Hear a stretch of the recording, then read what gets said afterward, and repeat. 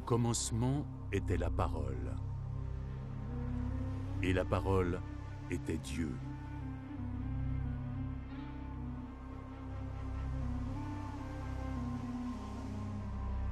Elle était au commencement avec Dieu. Toutes choses ont été faites par elle, et rien de ce qui a été fait n'a été fait sans elle. De la parole naissait la vie, et cette vie était la lumière de l'humanité. La lumière brille dans l'obscurité, mais l'obscurité ne l'a pas reçue.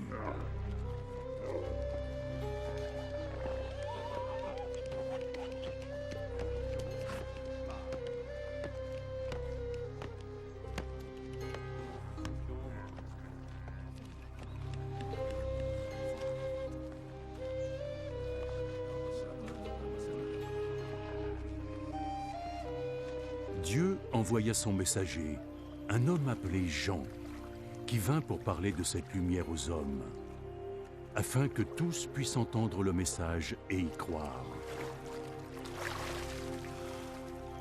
Lui-même n'était pas la lumière, il était là pour parler de cette lumière.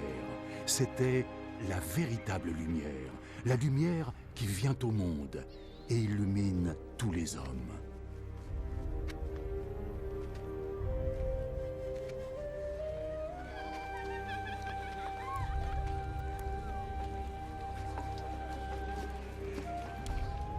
La parole était dans le monde, et Dieu a créé le monde à travers elle, mais le monde ne l'a pas reconnue.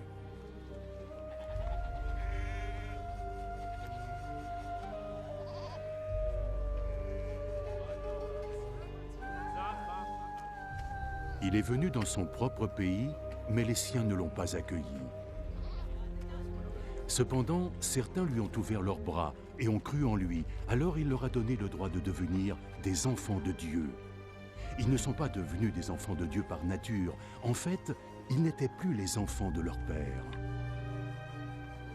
Dieu était devenu leur propre père.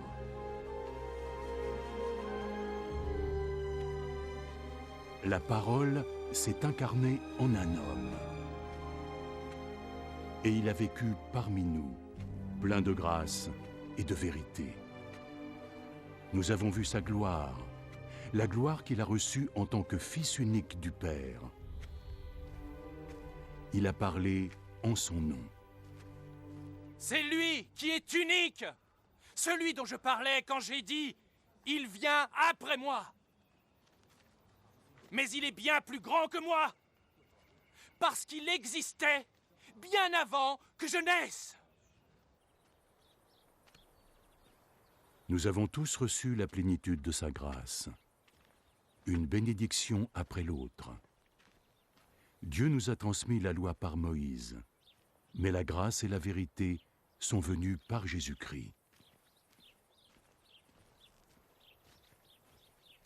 Personne n'a jamais vu Dieu. Le Fils unique qui est comme Dieu et aux côtés du Père est celui qui l'a fait connaître. Les autorités juives de Jérusalem envoyèrent des prêtres et des Lévites à la rencontre de Jean. Qui es-tu? Jean ne refusa pas de répondre, mais déclara ouvertement et distinctement « Je ne suis pas le Messie. » Alors qui es-tu? Ne serais-tu pas Élie? Non, ce n'est pas moi. Tu es le prophète? Non. Dis-nous alors qui tu es.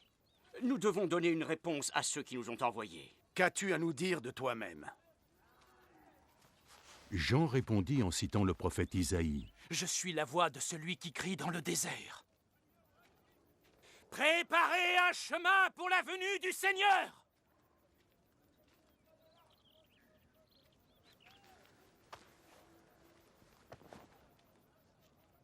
Les messagers qui avaient été envoyés par les pharisiens lui demandèrent alors « Mais alors si tu n'es pas le Messie, ni Élie, ni le prophète, pourquoi baptises-tu?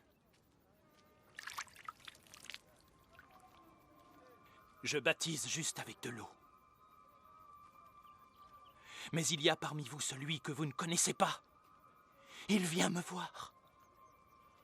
Même si je ne suis pas digne de délier les lanières de ses sandales.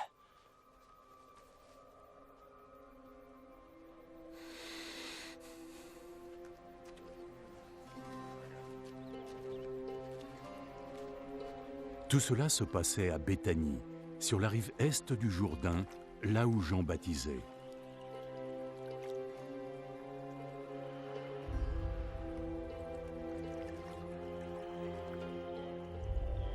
Le lendemain, Jean vit Jésus venir à lui.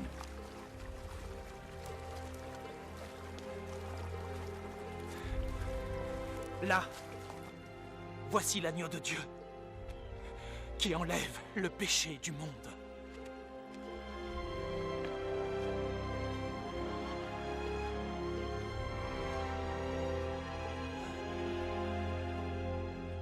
C'est celui dont j'ai parlé quand j'ai dit « Il vient après moi, mais il est plus grand que moi, parce qu'il existait avant que je naisse. » Je ne savais pas qui il serait, mais que je viendrais ici le baptiser avec l'eau, afin de le faire connaître au peuple d'Israël. Et Jean nous a livré ce témoignage. J'ai vu l'Esprit descendre du ciel comme une colombe et se poser sur lui. Je ne savais toujours pas que c'était lui, mais Dieu, qui m'a envoyé baptiser avec l'eau, m'avait dit « Tu verras l'Esprit descendre et s'arrêter sur un homme. Il est celui qui baptise avec le Saint-Esprit. » Je l'ai vu et je vous le dis, il est bien le Fils de Dieu.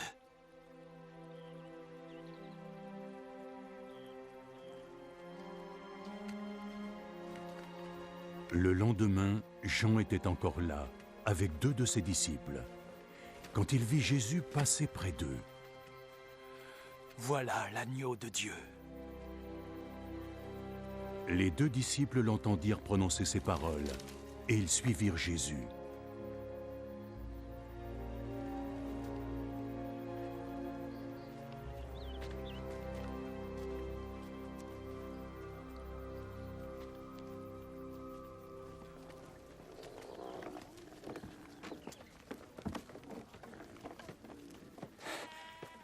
Jésus se retourna et vit qu'ils le suivaient.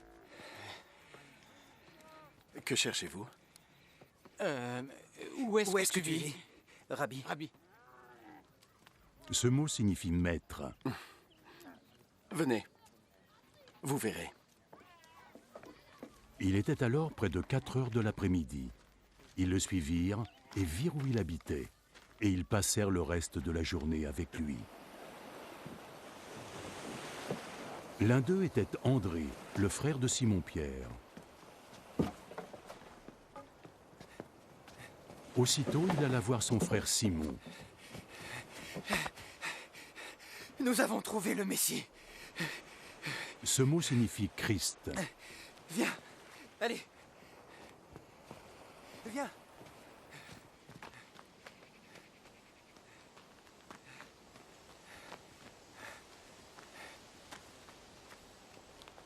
Puis il conduisit Simon jusqu'à Jésus.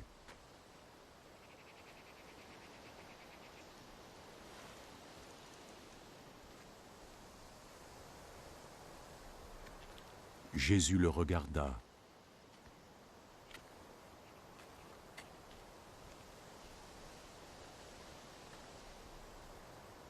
Ton nom est Simon, fils de Jean. Mais on t'appellera Céphas. C'est pareil que Pierre, ça veut dire une pierre. T'en veux combien? J'en prends un. Un seul? Ça ira bien, merci.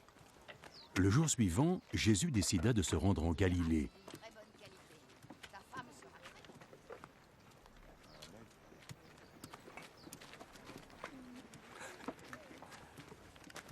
Il rencontra Philippe. Il lui dit, Viens avec moi. Philippe était de Bethsaïda, la ville où André et Pierre vivaient.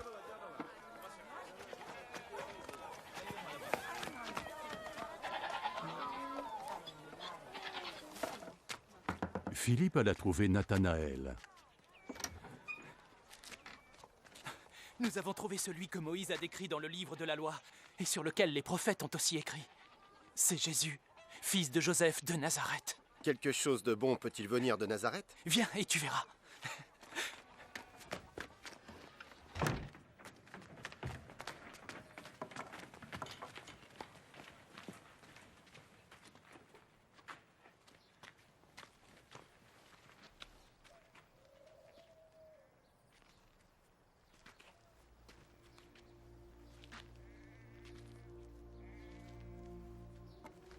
Quand Jésus vit Nathanaël venir vers lui, il dit de lui, « Voici un véritable Israélite. » Tout est vrai en lui. Comment me connais-tu? Je t'ai vu. Tu étais sous le figuier avant que Philippe ne t'appelle.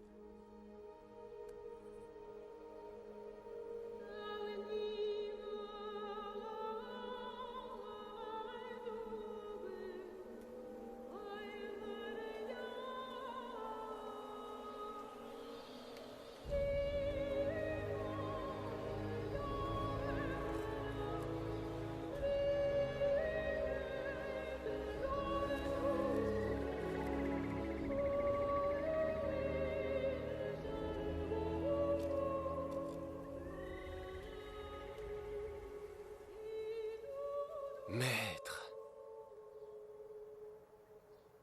tu es le Fils de Dieu. Tu es le roi d'Israël. Alors tu crois, juste parce que je t'ai dit t'avoir vu sous un figuier. Tu vas voir des choses bien plus grandes.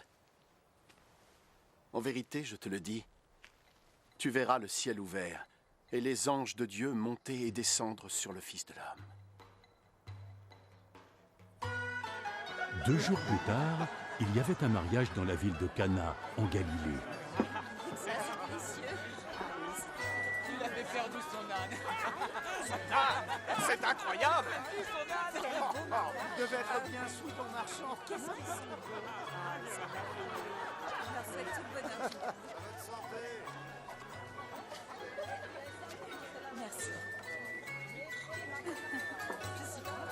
La mère de Jésus était là. Et Jésus avait aussi été invité à la noce avec ses disciples.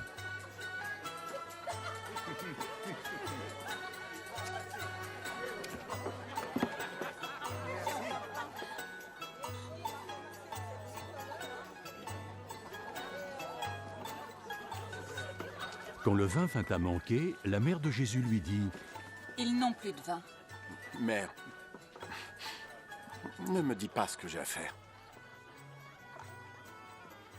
Mon heure n'est pas encore venue.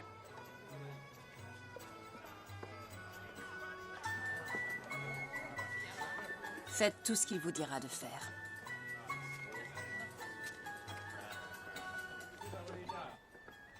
Les Juifs ont des règles de purification rituelle, et il y avait donc là 6 jarres de pierre, chacune d'elles assez grande pour contenir une centaine de litres.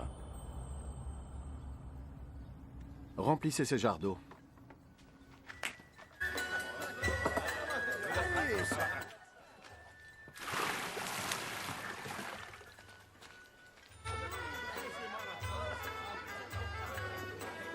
Ils les remplirent jusqu'au bord, Maintenant, prenez de cette eau et portez-en à l'intendant de la fête.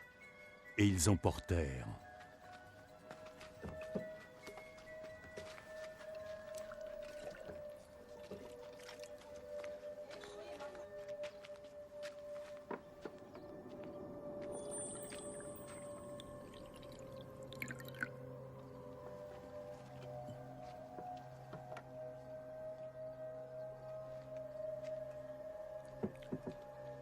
Ils lui apportèrent l'eau, qui s'était changée en vin, et il la goûta. Il ne savait pas d'où pouvait venir ce vin. Mais bien sûr, les serviteurs, eux, qui avaient pris l'eau, le savaient. Il appela alors le marié. En général, tout le monde sert le bon vin en premier. Et puis quand les invités ont déjà bien bu, on sort le vin ordinaire. Mais toi, c'est maintenant que tu nous sers ton meilleur vin.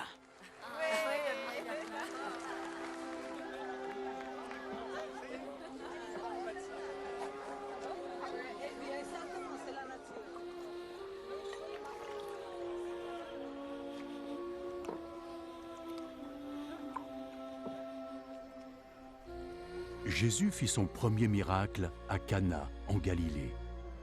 C'est là qu'il révéla sa gloire, et ses disciples crurent en lui. Après cela, Jésus, accompagné de sa mère, ses frères et ses disciples, allèrent à Capernaum, où ils restèrent quelques jours.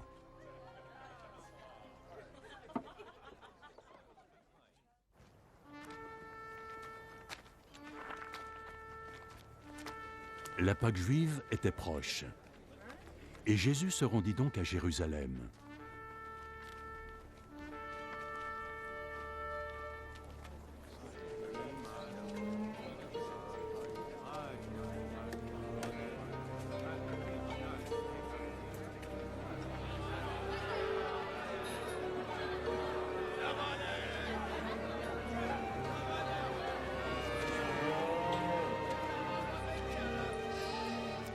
Là, dans le temple, il trouva des gens qui vendaient des bœufs, des moutons et des pigeons, ainsi que des changeurs d'argent assis à leur table.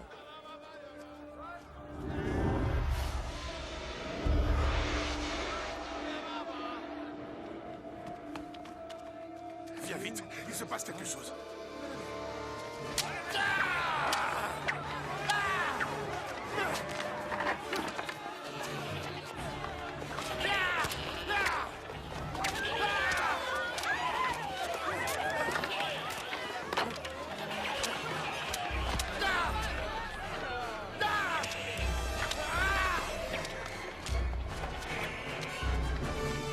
Alors, il fit un fouet avec des cordes et fit sortir tous les animaux du temple, les bœufs et les moutons.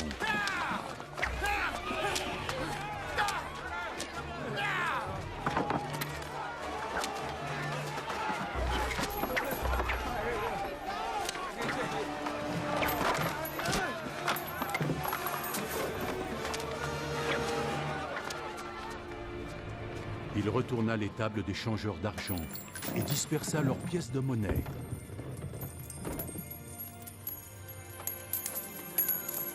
À ceux qui vendaient des pigeons, il ordonna « Faites-les sortir d'ici !»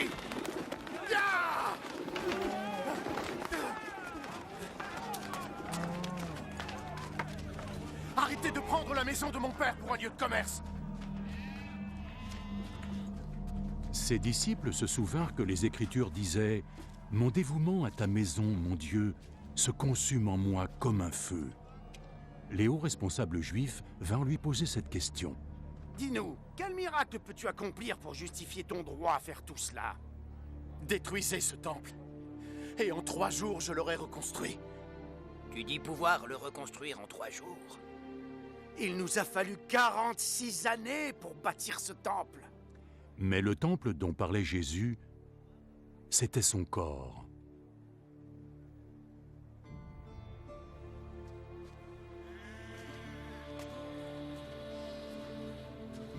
C'est pourquoi, lorsqu'il fut ressuscité d'entre les morts, ses disciples se souvinrent qu'il avait dit cela.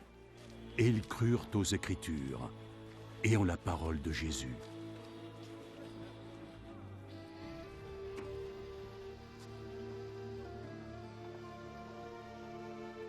Pendant que Jésus était à Jérusalem pour les fêtes de Pâques, beaucoup crurent en lui, témoins des miracles qu'il accomplissait. Mais Jésus ne se fiait pas à eux, parce qu'il les connaissait tous. Il n'y avait nul besoin qu'on lui parle de qui que ce soit, et parce qu'il savait lui-même ce qu'il y avait dans leur cœur.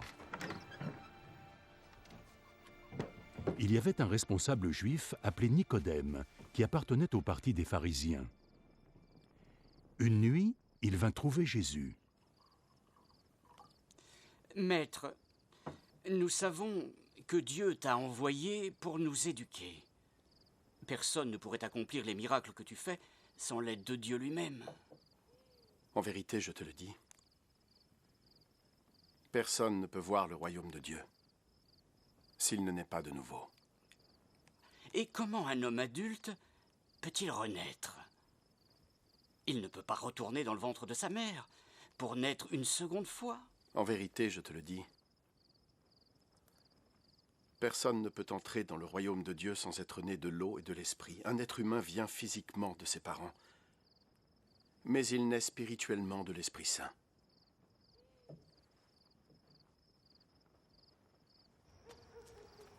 Ne sois pas surpris, parce que je te dis qu'il vous faut tous renaître. Le vent souffle où il le désire. Tu entends bien son souffle, mais tu ne sais ni d'où il vient, ni où il se dirige. Il en va de même pour celui qui naît de l'Esprit Saint. Comment cela est-il possible? Tu es un grand maître en Israël, Et tu ne connais pas ces choses-là. En vérité, je te le dis, nous parlons de ce que nous savons et de ce que nous avons vu. Pourtant, aucun de vous ne veut accepter notre message. Vous ne me croyez pas quand je vous parle des choses de la terre. Alors comment pourrez-vous me croire quand je vous parlerai des choses du ciel?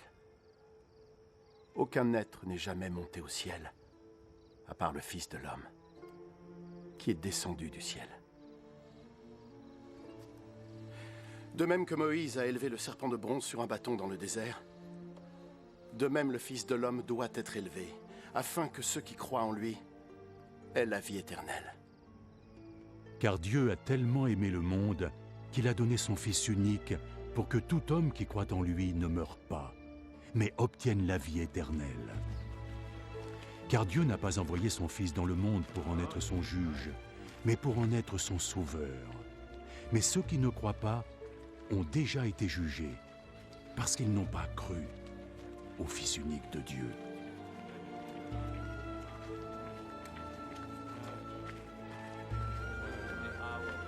Voici comment fonctionne le jugement. La lumière est venue dans le monde, mais les hommes préfèrent l'obscurité à la lumière, parce qu'ils agissent mal. Ceux qui font le mal détestent la lumière. Ils ne reviennent pas à la lumière, de peur que leurs mauvaises actions deviennent visibles. Mais ceux qui sont dans la vérité viennent à la lumière, afin que la lumière montre que leurs actions ont été accomplies en accord avec Dieu. Après cela, Jésus et ses disciples se rendirent dans la province de Judée, où ils séjournèrent quelque temps et où ils baptisaient. De son côté, Jean baptisait à Aénon près de Salim, où l'eau était abondante. Les gens venaient à lui et il les baptisait. Cela se passait avant que Jean ne soit emprisonné. Des disciples de Jean se mirent à discuter avec un juif au sujet des rituels de purification. « Maître, tu te souviens de l'homme qui était avec toi sur la rive est du Jourdain, cet homme dont tu nous parlais? Eh bien, ils baptisent aussi maintenant. Ils veulent tous le rejoindre. Personne ne peut posséder quoi que ce soit, à moins que Dieu ne lui ait donné. Vous êtes vous-même les témoins que j'ai annoncés. Je ne suis pas le Messie, mais j'ai été envoyé pour le précéder. Le marié est celui à qui appartient la mariée, mais l'ami du marié, qui est à côté et qui écoute, est aussi heureux d'entendre la voix du marié. Voilà comment mon propre bonheur est devenu entier. Son importance va devoir grandir, alors que la mienne va diminuer. Celui qui vient d'en haut est au-dessus de tous. Celui qui vient de la terre appartient à la terre et parle à propos de la terre. Mais celui qui vient du ciel est au-dessus de tout. Il raconte ce qu'il a vu et entendu, mais personne n'accepte son témoignage. Mais celui qui reçoit son message confirme que Dieu est vérité.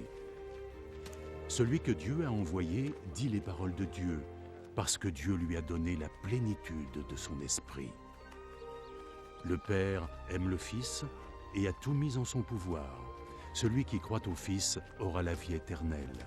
Celui qui ne veut pas croire en lui n'aura pas de vie et restera à la merci de Dieu et de sa punition.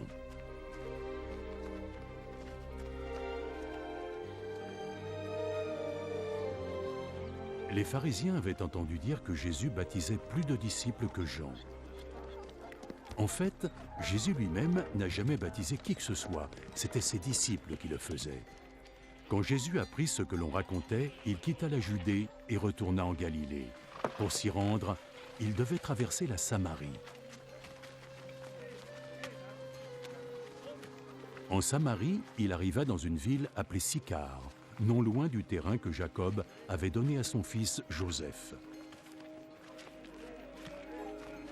Il y avait là le puits de Jacob. Jésus, fatigué par le voyage, s'était assis près du puits. Le soleil était à son zénith.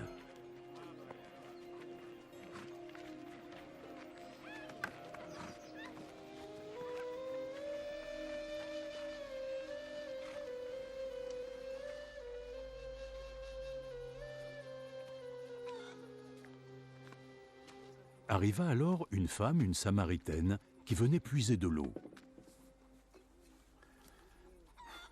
Donne-moi un peu de cette eau. Ses disciples étaient partis en ville pour acheter de la nourriture. Tu es juif et moi je suis samaritaine. Comment oses-tu me demander de l'eau? Les Juifs n'utilisaient pas les mêmes coupes ou les mêmes bols que les Samaritains. Si seulement tu savais ce que Dieu donne, et qui est celui qui te demande à boire, tu le lui aurais demandé. Et il t'aurait donné de l'eau vive. Ah oui, tu n'as pas le moindre seau et le puits est si profond. Où est-ce que tu pourrais trouver cette eau vive dont tu parles? C'est Jacob, notre ancêtre, qui nous a donné ce puits. Lui, ses enfants et ses bêtes, tous ont bu de cette eau. Tu ne prétends pas être plus grand que Jacob, n'est-ce pas? Quiconque boira de cette eau aura de nouveau soif. Mais celui qui boira l'eau que je lui donnerai n'aura plus jamais soif. L'eau que je leur donnerai deviendra en eux une source, d'où jaillira l'eau vive, et leur offrira la vie éternelle. Et donc, si tu me donnes de cette eau, je n'aurai plus jamais soif alors, et je n'aurai plus à venir ici pour puiser de l'eau. Va, appelle ton mari et reviens. Je n'ai pas de mari. Tu as raison de dire que tu n'as pas de mari. Tu as été marié 5 fois, et l'homme avec qui tu vis maintenant n'est pas vraiment ton mari. Tu m'as dit la vérité. Je vois, alors tu es un prophète. Oh, mes ancêtres samaritains ont adoré Dieu sur cette montagne. Mais vous, les Juifs, vous dites que Jérusalem est le lieu où nous devrions adorer Dieu. Crois-moi, femme. Le temps viendra où les gens n'auront plus à aller adorer le Père sur cette montagne ou à Jérusalem. Vous, Samaritains, connaissez mal celui que vous adorez. Nous, les Juifs, nous connaissons notre Dieu parce que nous savons que le salut vient des Juifs. Mais le temps vient. Et il est déjà là. Guidés par la puissance de l'Esprit de Dieu, les hommes adoreront le Père tel qu'il est vraiment, lui offrant la véritable adoration qu'il demande. Dieu est esprit, et c'est seulement par la puissance de son esprit que ceux qui l'adorent atteindront sa vérité. Je sais que le Messie va venir. Et quand enfin il sera là, il nous expliquera tout ça. Je le suis. Je le suis, moi qui te parle. À ce moment-là, ses disciples rentrèrent, et ils furent très surpris de le voir parler avec une femme. Pourtant, aucun n'osa demander « Que lui veux-tu » ou « Pourquoi parles-tu avec elle ?» Alors la femme laissa sa cruche d'eau et retourna à la ville. Va vite au puits.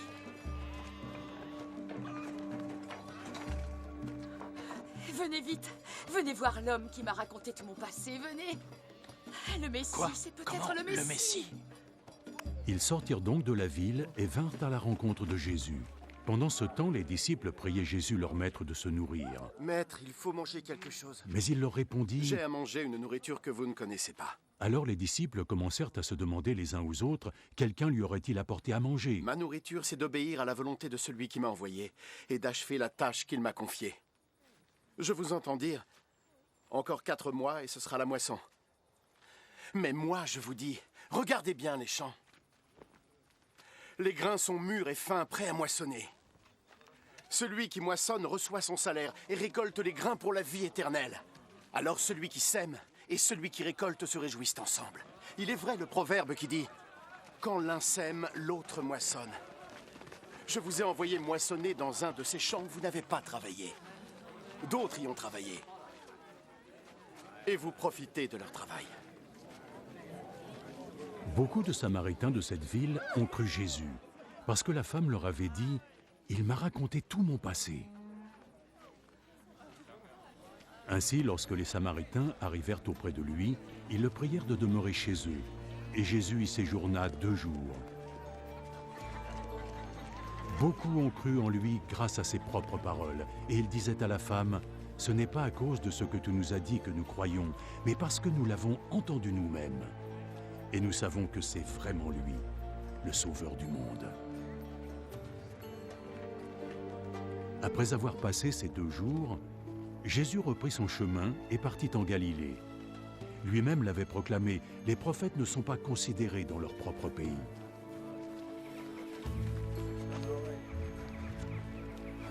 Lorsqu'il arriva en Galilée, les habitants l'accueillirent chaleureusement parce qu'ils étaient allés à Jérusalem pendant la fête de Pâques et ils avaient vu tout ce que Jésus y avait fait.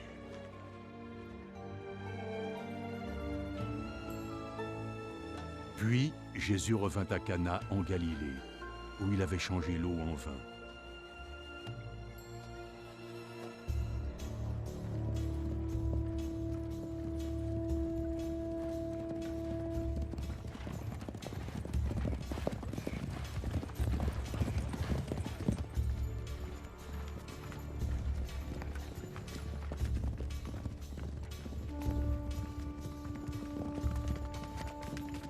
Il y avait là un responsable du gouvernement dont le fils était malade à Capernaum.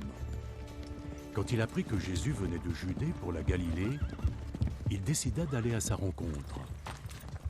Il lui demanda de le suivre jusqu'à Capernaum pour y guérir son fils qui était mourant. Personne ne me croira, à moins d'être témoin de miracles et de prodiges. Seigneur, accompagne-moi.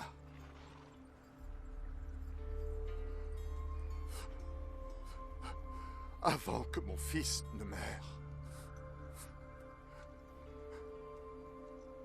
Pars. Ton fils va vivre. L'homme crut à la parole de Jésus, et il partit.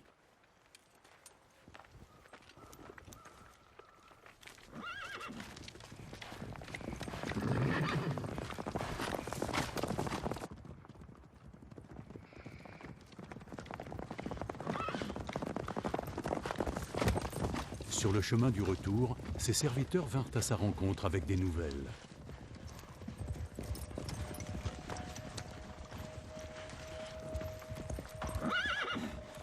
Votre fils, il est sauvé.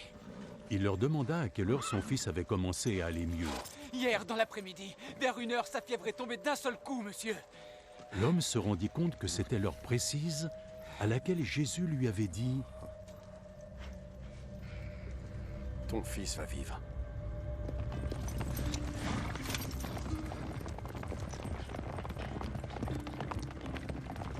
Alors, lui et toute sa famille crurent en Jésus. Ce fut le second miracle que Jésus accomplit à son retour de Judée pour la Galilée. Après cela, Jésus se rendit à Jérusalem pour une fête religieuse. Près de la porte des brebis à Jérusalem, il y a un bassin entouré de 5 porches. En hébreu, on l'appelle Betzata.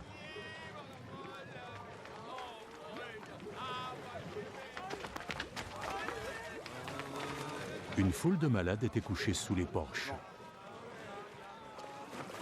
Des aveugles, des boiteux, des paralysés.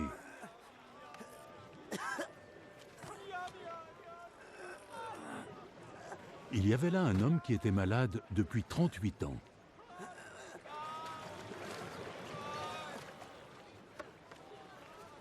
Jésus le vit couché là, et il sut que l'homme était malade depuis aussi longtemps.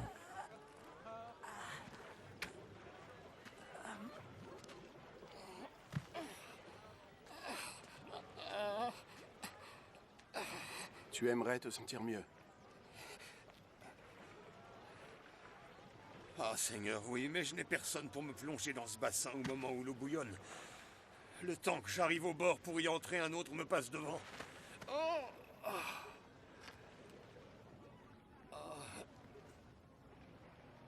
Lève-toi. Prends ta natte et marche.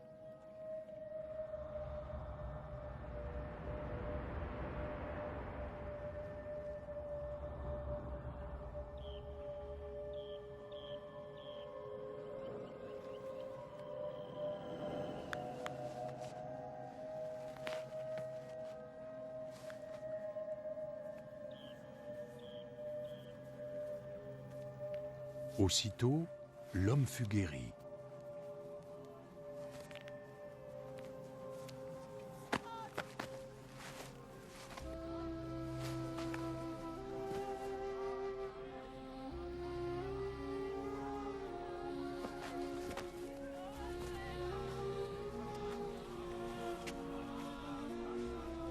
Il prit sa natte et se mit à marcher.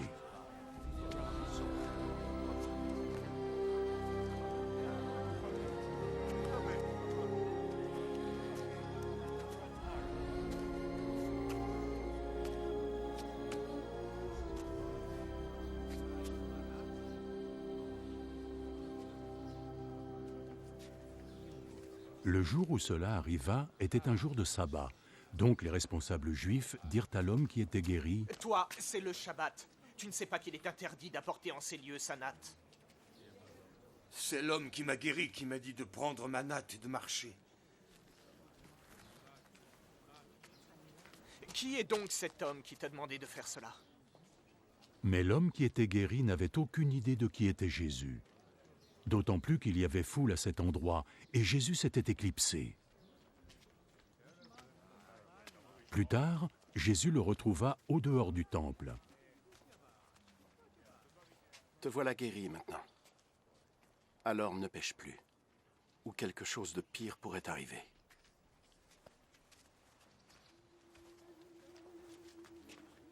L'homme partit et alla informer les responsables juifs que c'était Jésus qui l'avait guéri.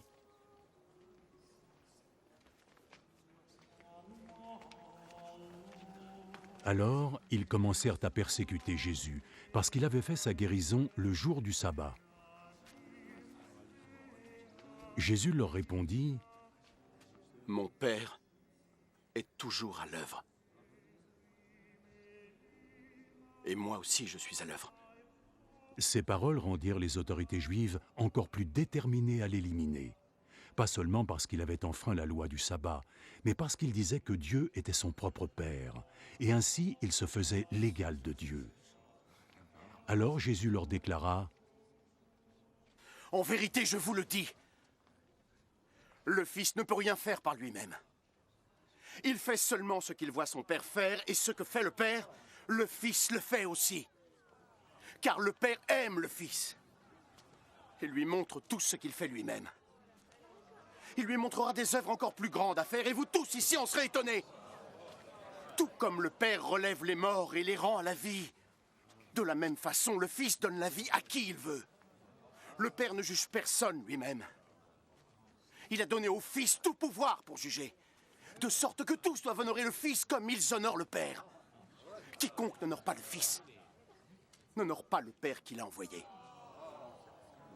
En vérité, je vous le dis, ceux qui entendent mes paroles et croient en celui qui m'a envoyé auront la vie éternelle. Ils échappent au jugement, mais sont déjà passés de la mort à la vie. En vérité, je vous le dis, le temps va venir. Le temps est déjà venu où les morts vont entendre la voix du Fils de Dieu. Et ceux qui l'auront entendu vivront. Tel que le Père lui-même est source de vie. De la même manière, il a créé son Fils pour être aussi source de vie. Et lui a donné le pouvoir de juger parce qu'il est le Fils de l'homme. Ne soyez pas étonnés de ça. L'heure approche où tous les morts entendront sa voix et sortiront de leur tombeau. Ceux qui auront fait le bien ressusciteront et vivront. Et ceux qui ont fait le mal ressusciteront et seront condamnés. Moi-même, je ne puis rien faire par ma seule volonté. Je juge seulement ce que Dieu me demande, donc mon jugement est droit. Parce que je ne cherche pas à faire ce que je veux, mais juste ce que veut celui qui m'a envoyé. Si je témoigne pour ma propre défense, ce que je dis ne constituera pas une réelle preuve à vos yeux. Mais il y a quelqu'un qui pourra témoigner en ma faveur. Et je sais que ce qu'il dit de moi est vrai. Jean est celui que vos messagers ont rencontré. Et il leur a parlé au nom de la vérité. Je n'ai nul besoin du témoignage d'un homme, mais je dis cela seulement pour que vous soyez tous sauvés. Jean était comme une lampe qui éclaire et qui brille. Et vous étiez désireux de vous réjouir de sa lumière. Mais j'ai en ma faveur un témoignage plus grand que celui de Jean. Ce que je fais, c'est-à-dire les actions que mon Père m'a chargé d'accomplir, ces actions parlent en ma faveur et montrent que le Père m'a envoyé. Et le Père qui m'a envoyé également témoigne en ma faveur. Vous n'avez jamais entendu sa voix ni vu son visage. Et vous ne portez pas son message dans vos cœurs, parce que vous ne croyez pas en celui qu'il vous a envoyé. Vous étudiez les Écritures, parce que vous pensez sans doute y trouver la vie éternelle. Mais ces mêmes Écritures parlent de moi. Pourtant, vous n'êtes pas prêts à venir à moi pour recevoir la vie. Je ne cherche pas les louanges des hommes, mais je sais quel genre d'humain vous êtes. Et je sais que vous n'avez pas d'amour pour Dieu dans vos cœurs. Je suis venu par la volonté de mon Père, et vous n'avez pas voulu me recevoir. Cependant, quand un autre viendra en son nom, vous le recevrez. Vous aimez tant recevoir des éloges les uns des autres, mais vous n'essayez pas d'avoir la reconnaissance divine qui vient de lui seul. Ainsi, comment pourriez-vous me croire? Cependant, ne pensez pas que je serai celui qui vous dénoncera à mon Père.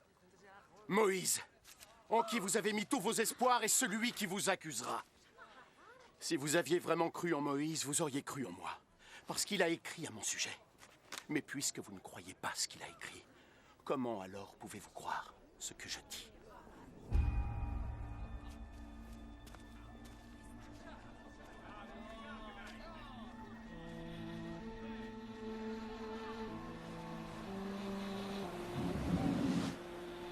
Après cela, Jésus se rendit de l'autre côté du lac de Galilée, appelé aussi lac de Tibériade.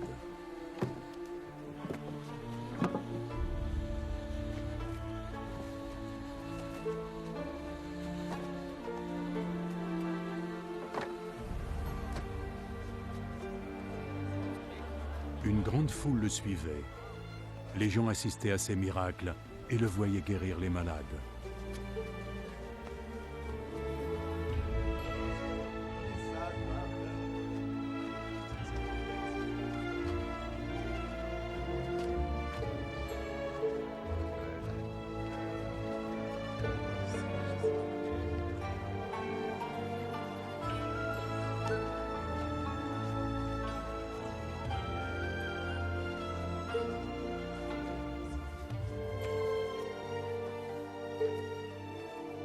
Jésus monta sur une colline et s'assit là avec ses disciples.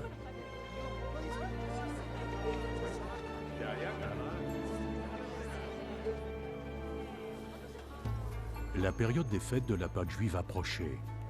Jésus leva les yeux et vit une foule avancer vers lui.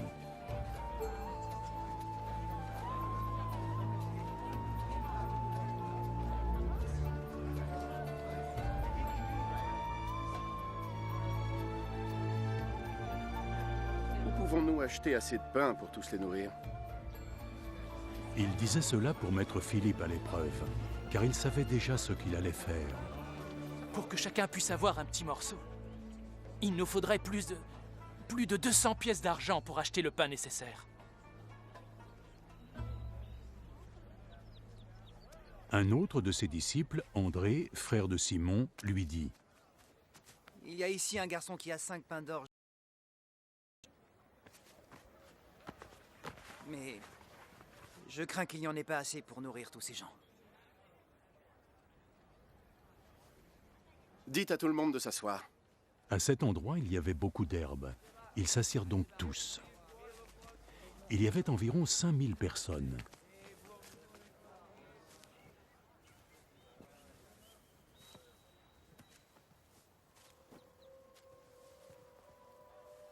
Jésus prit le pain, rendit grâce à Dieu,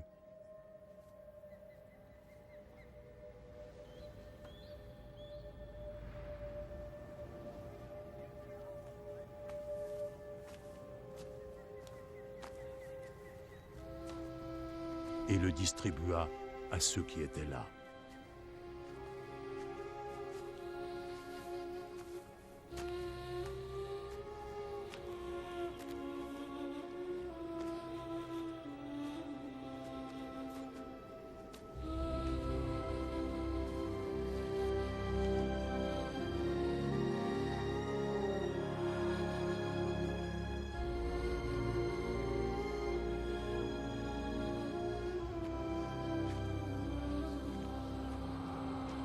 Il fit de même avec le poisson.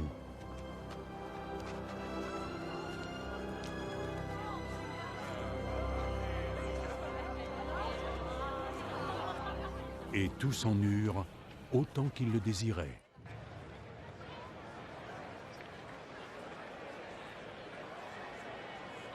Lorsqu'ils furent tous rassasiés, il dit à ses disciples: Ramassez les morceaux qui restent, afin que rien ne soit perdu. Ils les ramassèrent donc, et avec les morceaux qui restaient des 5 pains d'orge que tous avaient mangés, ils remplirent 12 paniers. Ayant assisté au miracle que Jésus venait d'accomplir, tous dirent alors: c'est vraiment lui le prophète qui doit venir dans le monde. Jésus comprit qu'ils étaient prêts à s'emparer de lui pour le contraindre à devenir leur roi. Alors il se retira de nouveau sur la colline, seul cette fois.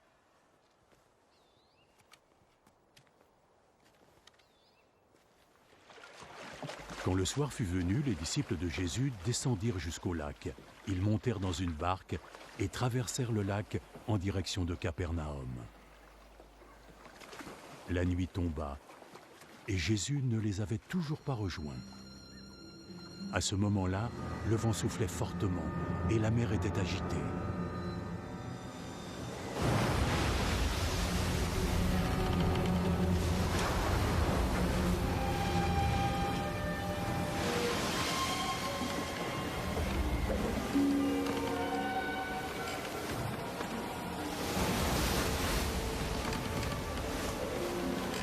Les disciples devaient avoir ramé 5 ou 6 kilomètres quand ils virent Jésus marchant sur l'eau.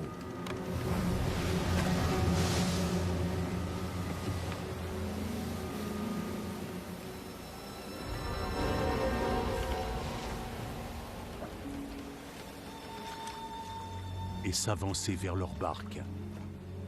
Et la peur les saisit.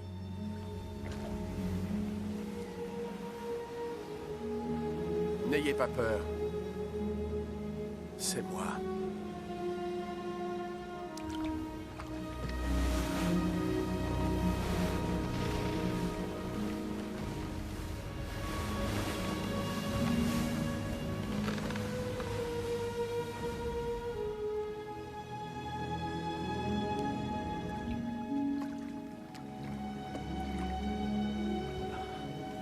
Puis ils voulurent le faire monter dans leur barque.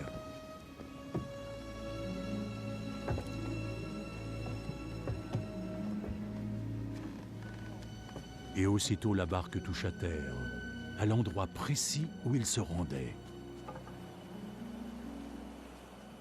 Le lendemain, la foule qui était restée de l'autre côté du lac remarqua qu'il n'y avait là qu'une seule barque. Tous savaient que Jésus n'était pas parti avec ses disciples et qu'ils avaient embarqué sans lui. D'autres barques venues de Tibériade accostèrent près du lieu où la foule avait mangé le pain, après que le Seigneur ait rendu grâce à Dieu. Quand les gens virent que ni Jésus ni ses disciples n'étaient là, ils montèrent dans ces barques et allèrent à Capernaum à la recherche de Jésus.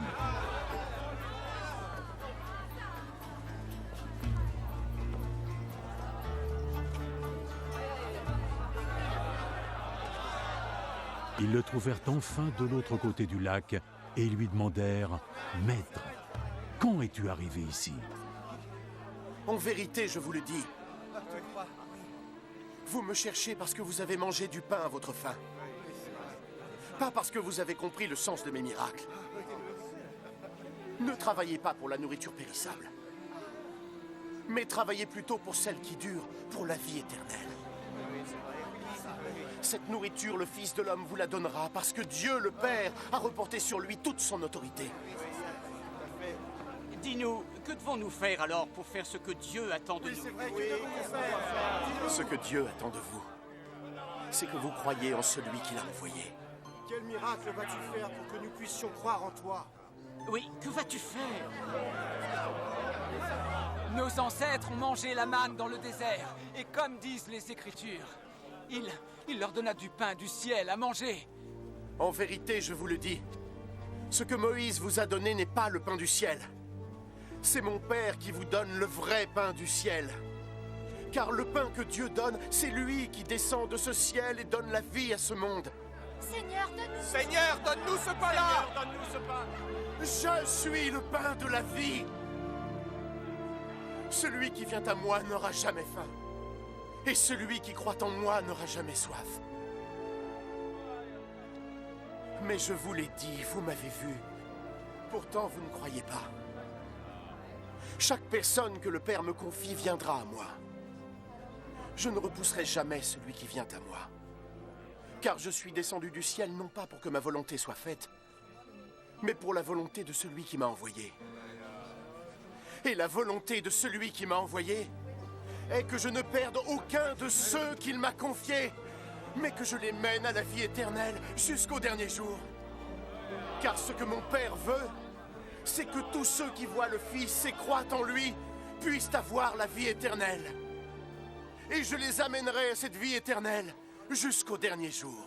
Les gens commencèrent à le critiquer parce qu'il avait dit « Je suis le pain descendu du ciel ». Cet homme, eh bien Jésus, le fils de Joseph, n'est-ce pas? Nous connaissons son père et sa mère. Alors, comment peut-il oser nous dire et prétendre qu'il serait descendu du ciel?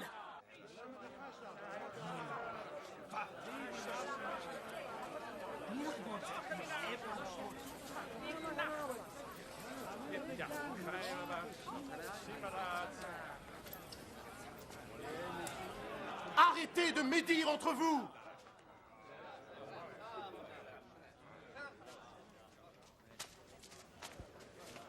Personne ne peut venir à moi si le Père qui m'a envoyé ne l'y conduit. Et je les ressusciterai tous au dernier jour.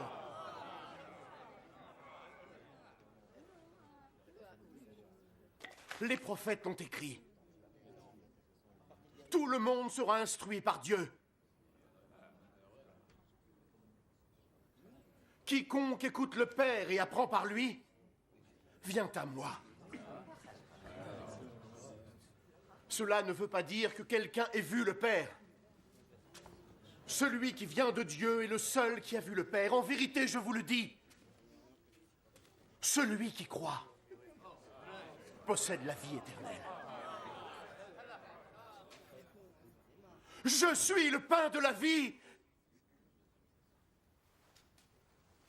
Vos ancêtres ont mangé la manne dans le désert, pourtant ils sont morts.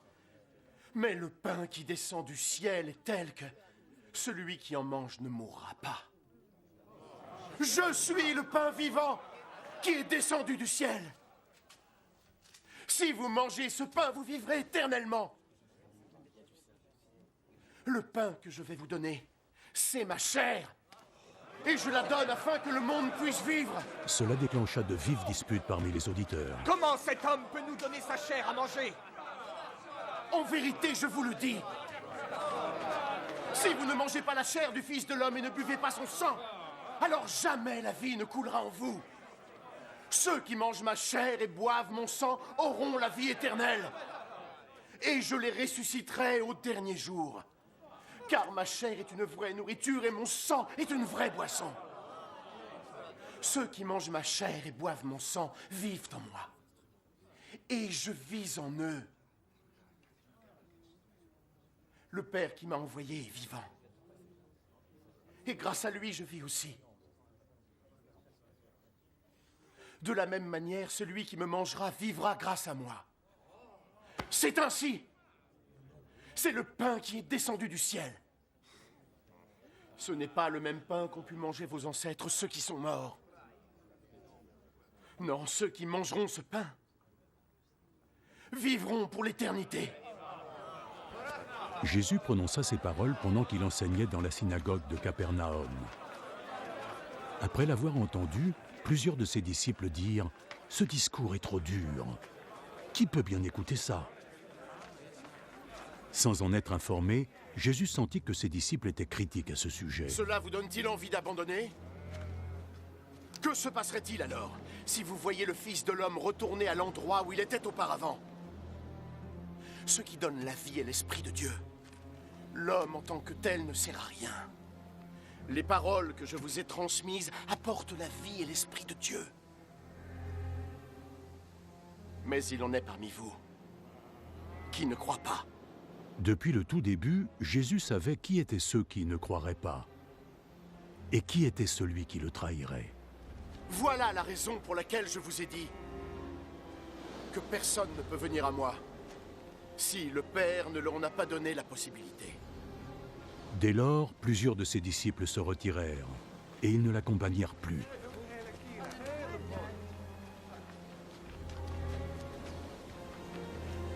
Et vous? Vous ne voulez pas partir aussi? Seigneur, et vers où irions-nous? Tu as les paroles qui donnent la vie éternelle. Et désormais, nous croyons et nous savons que tu es le seul et l'unique, l'envoyé de Dieu.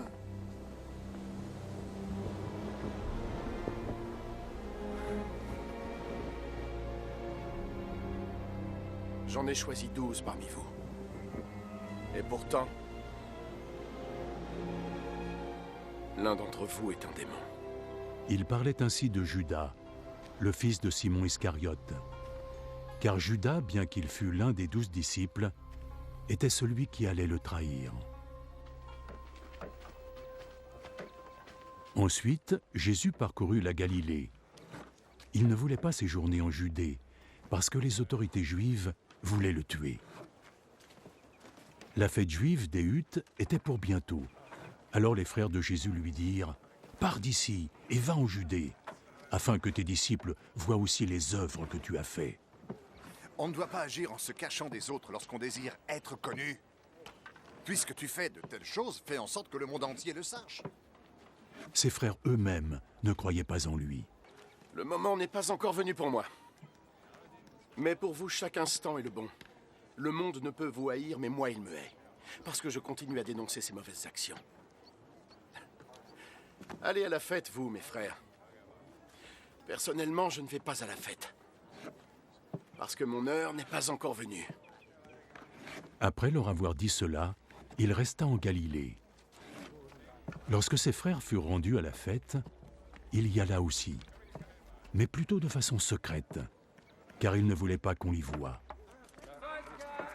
Les autorités juives le cherchaient pendant la fête et demandaient « Où est-il » Dans la foule, les rumeurs chuchotées circulaient à son sujet. « C'est un homme bon », disaient certains. « Non », disaient les autres, « il trompe les gens. »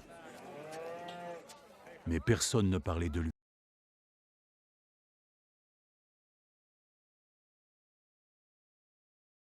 Moitié passée, quand Jésus se rendit au temple et commença à enseigner.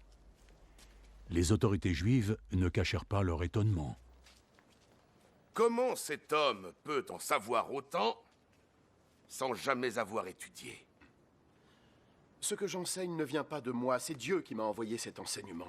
Quiconque veut se plier à la volonté de Dieu saura si ce que j'enseigne vient de Dieu ou alors si je parle en mon propre nom. Celui qui parle en son propre nom a tendance à chercher la gloire pour lui-même, mais celui qui cherche la gloire de celui qui l'a envoyé est honnête. Et il n'y a rien de faux en lui. Moïse vous a bien donné la loi, n'est-ce pas? Pourtant, aucun de vous n'a pas.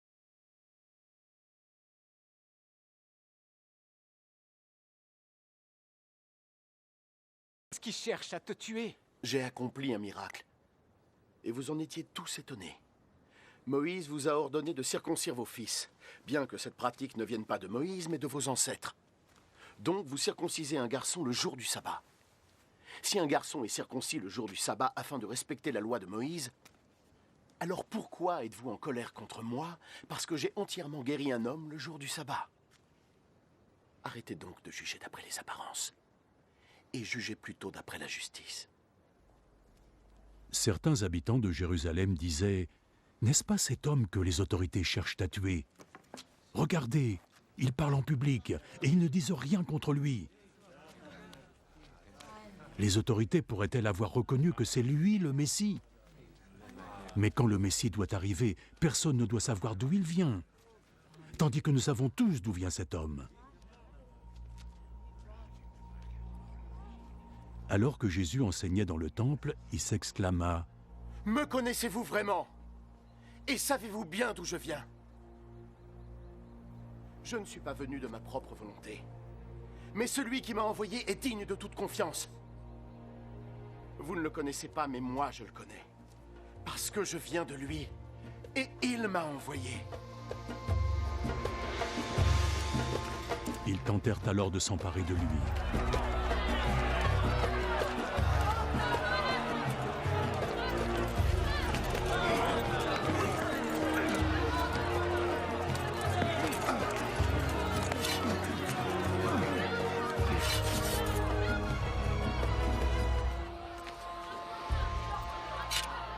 Mais personne ne mit la main sur lui, parce que son heure n'était pas encore arrivée.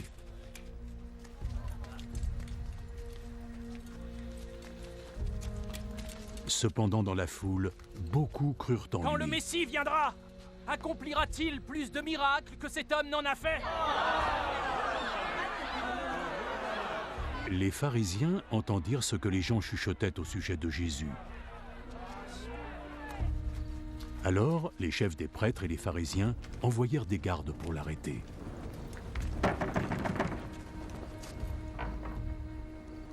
Je serai avec vous pour un peu de temps encore.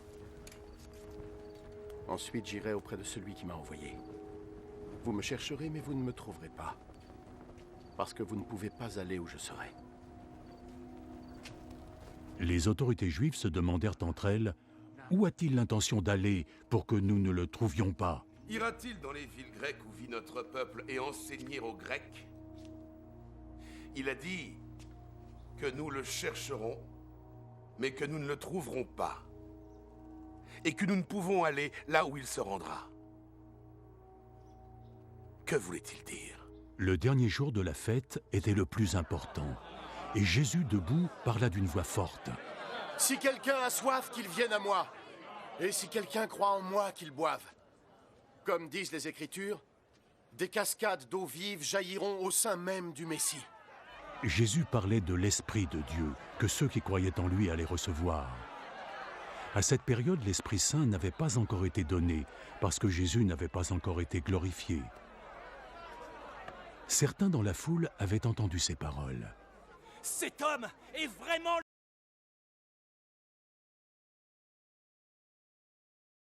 L'Écriture dit que le Messie sera aussi un descendant du roi David et qu'il naîtra à Bethléem, le village où David a vécu. La foule se divisa à cause de Jésus. Certains voulaient qu'on l'arrête, mais personne ne mit la main sur lui. Quand les gardes rentrèrent, les chefs des prêtres et les pharisiens leur demandèrent « Vous ne l'avez pas arrêté? » Jamais personne n'a parlé comme cet homme le fait. Alors il vous a trompé, vous aussi. Avez-vous eu connaissance d'un membre des autorités ou d'un pharisien qui croit en lui?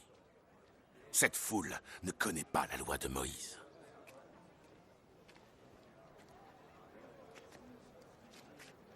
Ils subissent la malédiction de Dieu. L'un des pharisiens présents était Nicomède, qui était allé voir Jésus quelque temps auparavant. Conformément à notre loi, nous ne pouvons condamner quelqu'un sans l'avoir préalablement entendu et sans que l'on sache ce qu'il a fait. Alors, toi aussi tu viens de Galilée.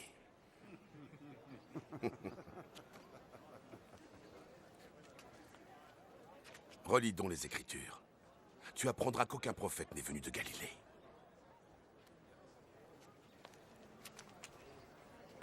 Puis chacun s'en retourna chez lui.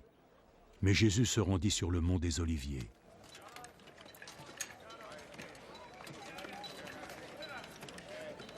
Tôt le lendemain matin, il retourna au temple.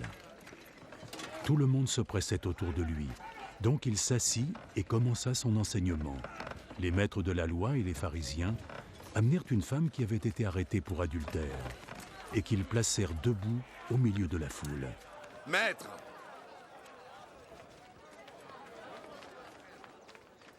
Cette femme a été prise en flagrant délit d'adultère.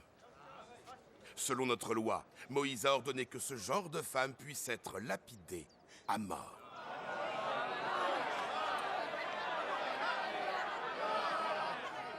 Et toi, qu'en dis-tu?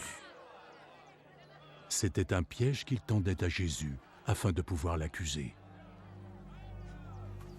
Mais Jésus se pencha et se mit à écrire sur le sol avec son doigt.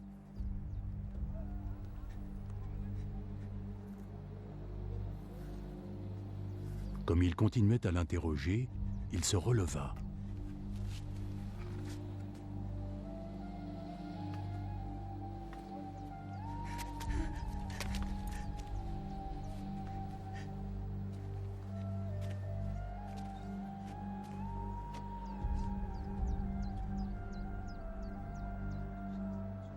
Que celui d'entre vous qui n'a jamais péché lui jette la première pierre.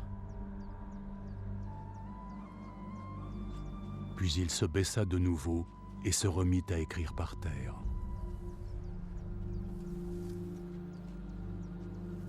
Quand ils entendirent cela, ils se retirèrent, un à un, les plus âgés en premier.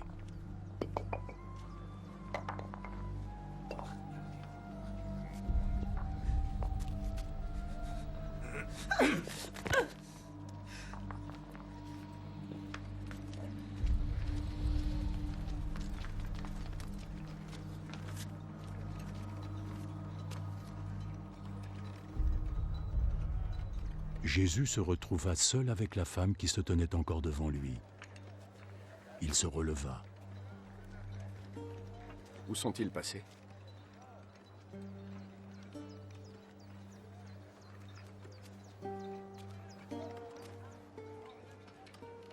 Il n'y a personne pour te condamner? Personne, Seigneur.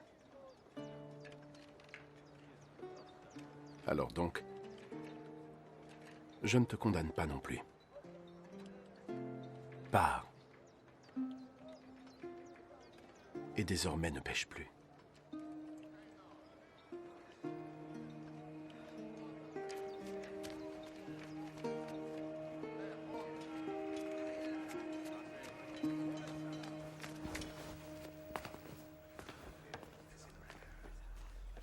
Jésus retourna parler aux pharisiens. Je suis la lumière du monde. Celui qui me suit aura la lumière de la vie et ne marchera plus jamais dans l'obscurité. Tu viens juste de témoigner pour toi-même. Ton témoignage est sans valeur. Non. Bien que je témoigne effectivement pour moi-même, ce que je dis est vrai. Car je sais d'où je suis venu et vers où je vais aller. Vous ne savez pas ni d'où je suis venu, ni où je vais aller. Vous faites des jugements à la manière des hommes. Moi, je ne juge personne. Toutefois, si je devais le faire, mon jugement serait valable. Car je ne suis pas seul pour juger. Le Père qui m'a envoyé est avec moi. Il est écrit dans votre loi que si deux personnes livrent le même témoignage, alors il sera valable.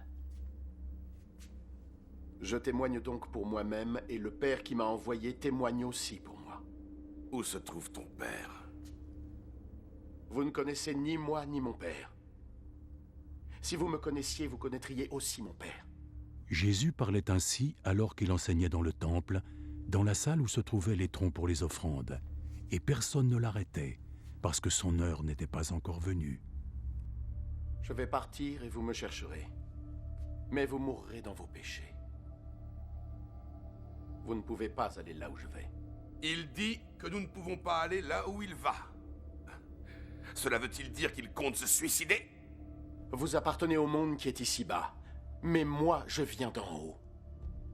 Vous êtes de ce monde, mais moi, je ne suis pas de ce monde. C'est pourquoi je vous ai dit que vous mourrez dans vos péchés. Et vous mourrez dans vos péchés. Si vous ne croyez pas que je suis qui je suis. Qui es-tu? Celui que je vous ai dit être depuis le début. J'ai tant de choses à dire sur vous, tellement de quoi vous juger. Celui qui m'a envoyé, lui, dit la vérité. Et je n'annonce au monde que ce que j'ai appris de lui.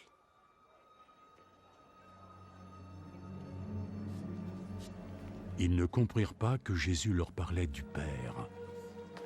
Quand vous aurez élevé le Fils de l'homme, vous saurez alors que je suis qui je suis. Alors vous saurez que je ne fais rien de moi-même, mais que je raconte seulement ce que le Père a bien voulu m'enseigner. Et celui qui m'a envoyé est avec moi. Il ne m'a pas laissé seul, parce que je fais toujours ce qui lui est agréable. Tandis que Jésus parlait ainsi, beaucoup de ceux qui l'écoutaient crurent en lui. Si vous êtes fidèles à mes paroles, vous êtes vraiment mes disciples. Vous connaîtrez la vérité, et par la vérité, vous deviendrez libres. Nous sommes les descendants d'Abraham et nous n'avons jamais été des esclaves. Que veux-tu dire quand tu dis vous deviendrez libres? En vérité, je vous le dis, tout homme qui pêche est un esclave du péché. Un esclave ne reste pas dans une famille à demeure, mais un fils lui appartient pour toujours. Si le fils vous affranchit, alors vous serez vraiment libre. Je sais que vous êtes les descendants d'Abraham, pourtant vous cherchez à me faire mourir en refusant mes paroles. Je parle de ce que mon père m'a montré, alors que vous faites ce que votre père vous a dit de faire. Notre père, c'est Abraham. Oui. Si vous étiez réellement les fils d'Abraham, vous feriez les mêmes actions que lui a faites. Tout ce que j'ai fait, c'est de vous dire la vérité que j'ai apprise de Dieu, pourtant vous voulez me tuer. Abraham n'a jamais rien fait de tel. Vous refaites juste ce que vos pères ont fait. Dieu est le seul père que nous avons, et nous sommes ses enfants légitimes. Si Dieu était vraiment votre père, vous m'aimeriez, car je descends de Dieu, et que je suis parmi vous. Je ne suis pas ici par ma propre volonté. C'est lui qui m'a envoyé. Pourquoi ne comprenez-vous pas ce que je dis? Est-ce parce que vous ne supportez pas d'entendre mon message? Vous êtes les enfants de votre père, ce diable! Et vous voulez obéir au désir de votre père! Depuis le commencement, ça a été un meurtrier. Et il n'a jamais été proche de la vérité. Parce qu'il n'y a pas de vérité en lui.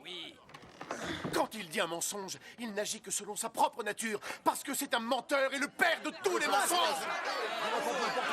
Mais moi, je dis la vérité. Et c'est pourquoi vous ne me croyez pas. Qui d'entre vous peut prouver que j'ai commis un péché? Si je dis la vérité, pourquoi donc ne me croyez-vous pas? Celui qui vient de Dieu entend les paroles de Dieu. Mais vous, en revanche, vous ne venez pas de Dieu. C'est pour ça que vous n'entendez rien. N'avions-nous pas raison de dire que tu es un Samaritain et que tu as le démon en toi? Je ne suis pas possédé. Mais j'honore mon Père, et vous, vous ne m'honorez pas. Je ne cherche pas la gloire pour moi-même. Mais il en est un qui la cherche et qui jugera en ma faveur. En vérité, je vous le dis, celui qui obéit à mes paroles ne mourra jamais. Maintenant, nous sommes certains que tu es possédé. Abraham est mort, il est prophète aussi. Et pourtant, tu dis que celui qui obéit à tes paroles ne mourra jamais. Notre père Abraham est mort. Tu ne prétends quand même pas être plus grand que lui, pas vrai? Et les prophètes aussi sont morts. Pour qui te prends-tu à la fin? Si je cherchais la gloire pour moi, alors cette gloire ne vaudrait rien. Le seul qui me glorifie est mon Père, celui que vous dites être votre Dieu. Vous ne l'avez jamais connu, mais moi je le connais. Si je devais nier le connaître, je deviendrais un menteur comme vous, mais moi je le connais et j'obéis à ses paroles. Menteur! Votre père Abraham s'est réjoui à l'idée de voir le jour de ma venue. Qui est-il pour dire ça? Il l'a vu et il était heureux. Tu n'as pas encore 50 ans et tu as vu Abraham.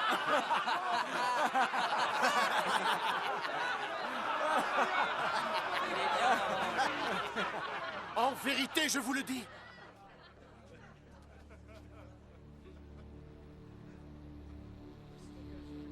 Avant qu'Abraham ne soit né,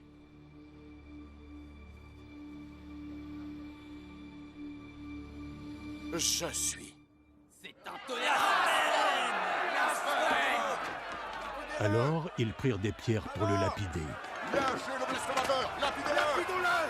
C'est un blasphémateur! Non, retraite! Lâchez le blasphémateur! Lapidez-le! À mort! À mort! À mort! Attrapez-le! À mort! À mort! Prenez-le! C'est un traître! C'est un blasphémateur! À mort!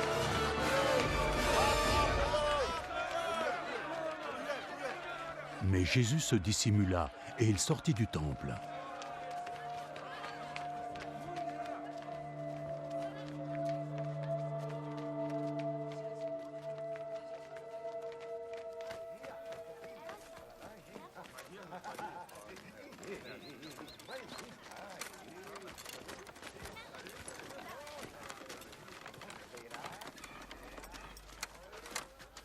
En chemin, Jésus vit un homme qui était aveugle depuis sa naissance. Maître, quel péché a-t-il commis pour naître aveugle? Est-ce que c'était les siens? Ou alors ceux de ses parents? Son infirmité n'a rien à voir avec ses péchés ni avec ceux de ses parents. Il est aveugle pour que la puissance de Dieu puisse se manifester en lui. Tant qu'il fait jour, continuons à accomplir les œuvres de celui qui m'a envoyé. La nuit va tomber. Et on ne pourra plus travailler. Merci à toi. Pendant que je suis dans le monde, je suis la lumière de ce monde.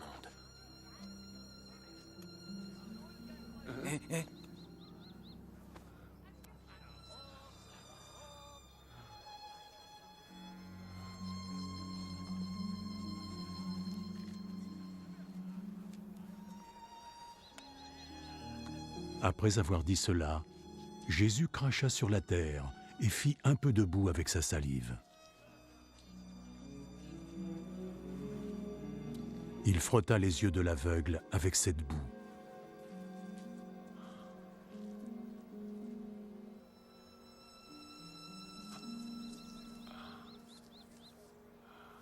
Va te rincer le visage dans le bassin de Siloé. Ce nom signifie l'envoyé.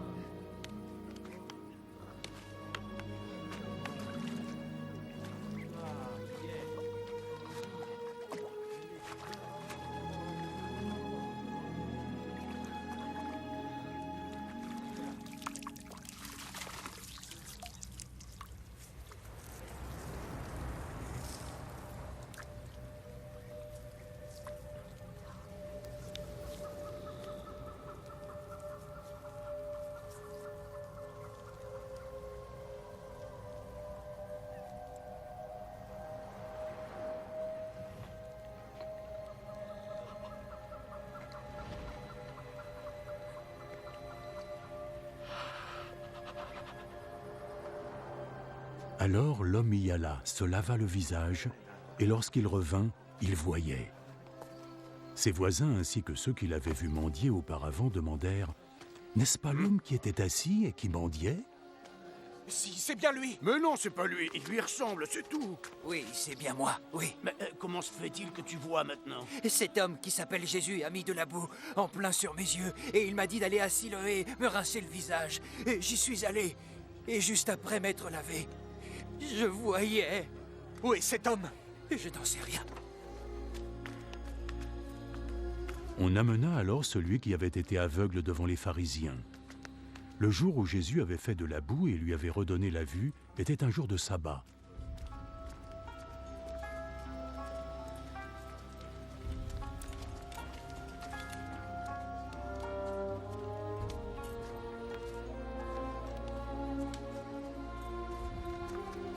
De nouveau, les pharisiens lui demandèrent comment il avait recouvré la vue.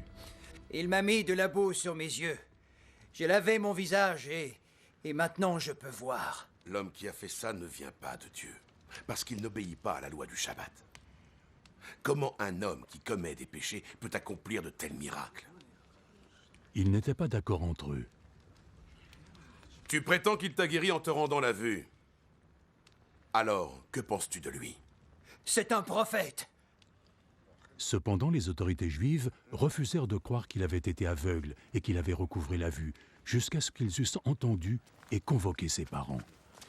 Est-ce bien votre fils?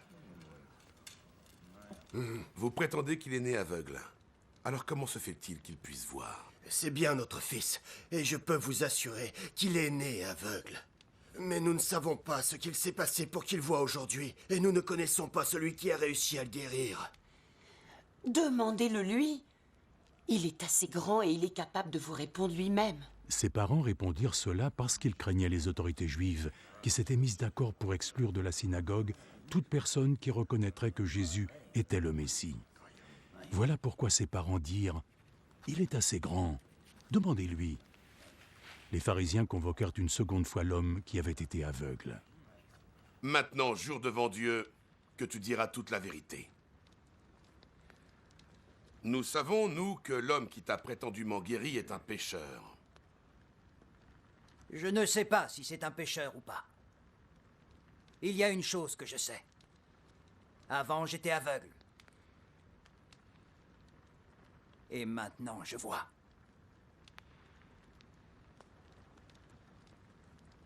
Qu'est-ce qu'il t'a fait? Comment a-t-il fait pour que tu recouvres la vue? Je vous l'ai déjà dit et vous ne m'avez pas écouté. Pourquoi voulez-vous l'entendre encore? Peut-être que vous aimeriez aussi être un de ses disciples. Ils l'injurièrent et dirent « C'est toi qui es son disciple. Nous sommes les disciples de Moïse. Nous savons que Dieu a parlé à Moïse. Quant à cet usurpateur, en revanche, nous ne savons même pas d'où il vient. » Voilà une bien étrange chose. Vous dites ne pas savoir d'où il vient, mais aujourd'hui, grâce à lui, je peux vous voir. Nous savons que Dieu n'écoute pas ceux qui ont péché. Il n'écoute que ceux qui le respectent et qui agissent selon sa volonté. Depuis que le monde existe, jamais on n'a entendu parler d'un homme qui a pu donner la vue à un aveugle de naissance. Si cet homme ne venait pas de Dieu, il serait bien incapable de faire quoi que ce soit. Tu es né et tu as grandi dans le péché. Et tu voudrais nous donner des leçons. et ils le chassèrent de la synagogue.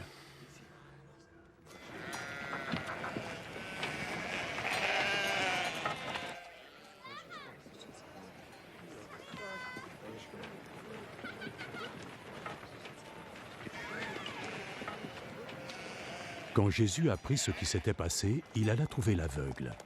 Est-ce que tu crois au Fils de Dieu? Dis-moi qui il est, Seigneur, afin que je puisse croire en lui.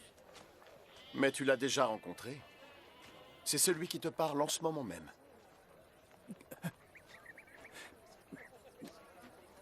Je crois en toi, Seigneur.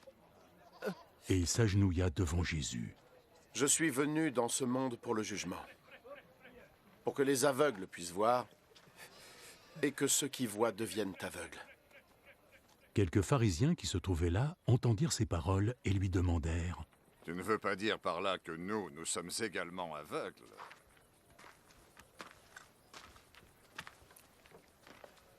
Si vous étiez aveugle, vous seriez innocent.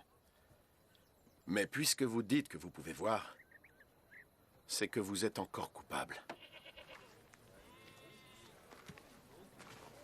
En vérité, je vous le dis, celui qui n'entre pas dans la bergerie par la porte, mais y pénètre par un tout autre moyen, est un voleur et un brigand.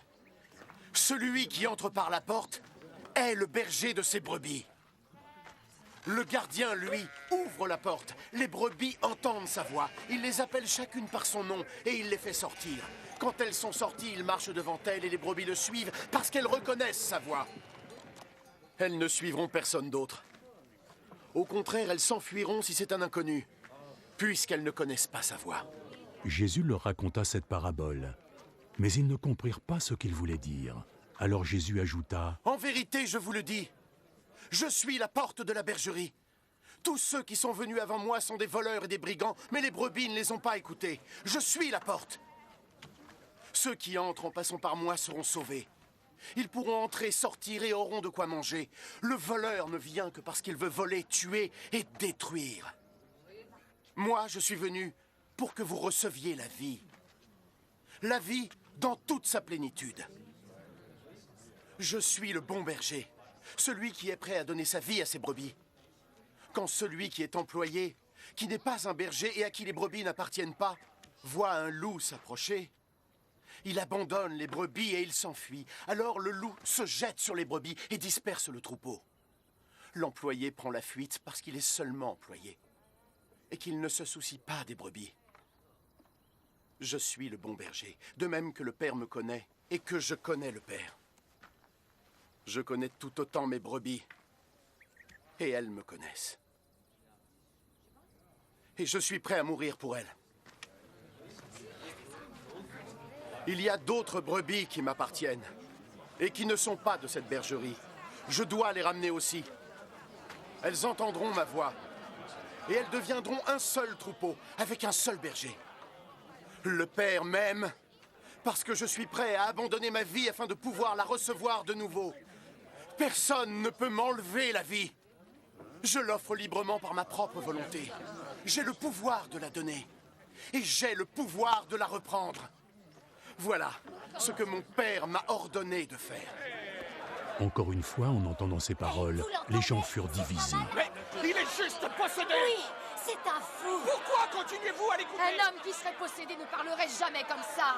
Oui, comment quelqu'un de possédé pourrait-il donner la vue aux aveugles? Comment? Dites-le-moi! Mais non, enfin!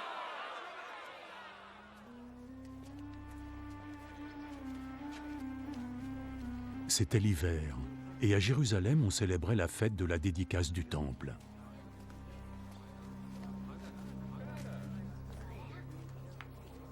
Jésus marchait dans le temple, sous le porche de Salomon, quand des gens se rassemblèrent autour de lui. Combien de temps encore nous garderas-tu dans l'incertitude? Dis-nous juste la vérité. Est-ce toi le Messie? Je vous l'ai déjà dit, mais vous ne voulez pas me croire. Tout ce que j'accomplis au nom de mon Père témoigne en ma faveur.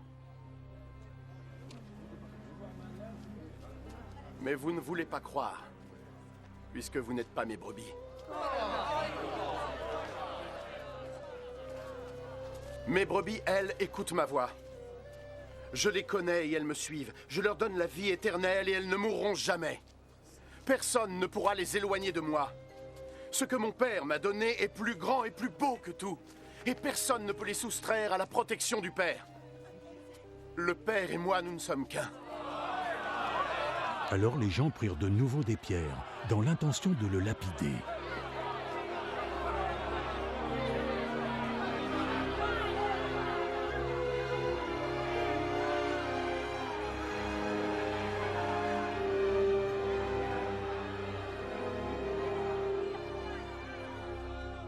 J'ai déjà accompli devant vous plusieurs bonnes actions que mon Père m'a demandé de faire. Pour laquelle de ces actions voulez-vous me lapider? Nous ne voulons pas te lapider à cause d'une action particulière, mais parce que tu viens de blasphémer. Tu es juste un homme, mais tu veux te faire passer pour un dieu.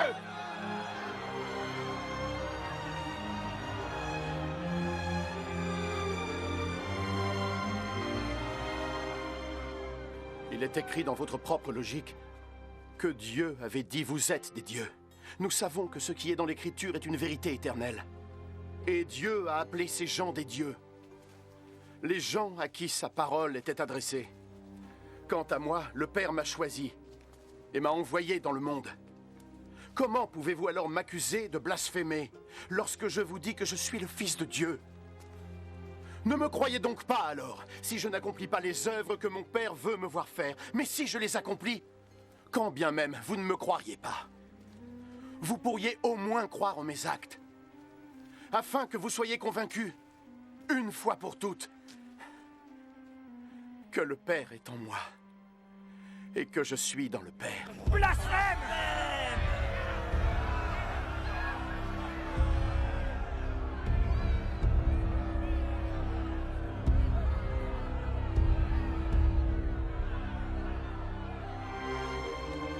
Une fois encore, ils essayèrent d'arrêter Jésus, mais il leur échappa. Jésus s'en alla de nouveau sur la rive opposée du Jourdain, à l'endroit où jadis Jean avait baptisé, et il y resta.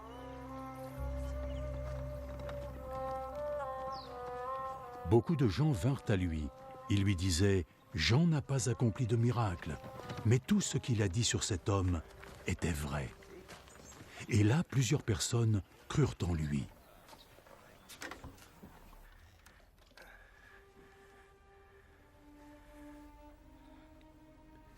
Un homme qui vivait à Béthanie et qui s'appelait Lazare était malade.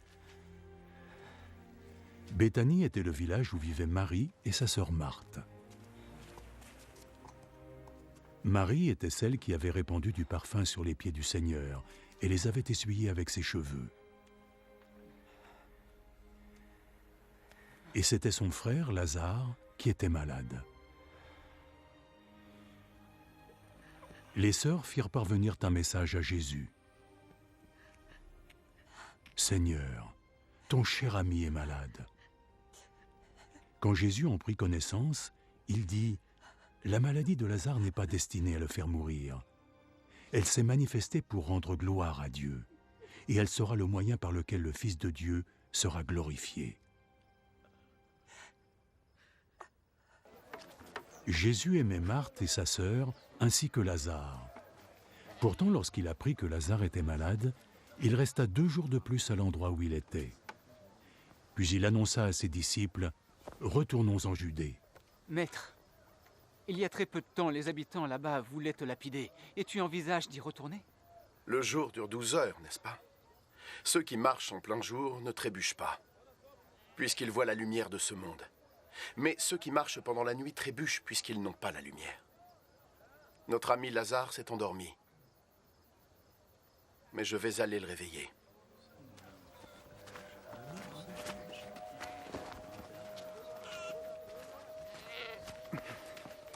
S'il est endormi, Seigneur, il devrait guérir.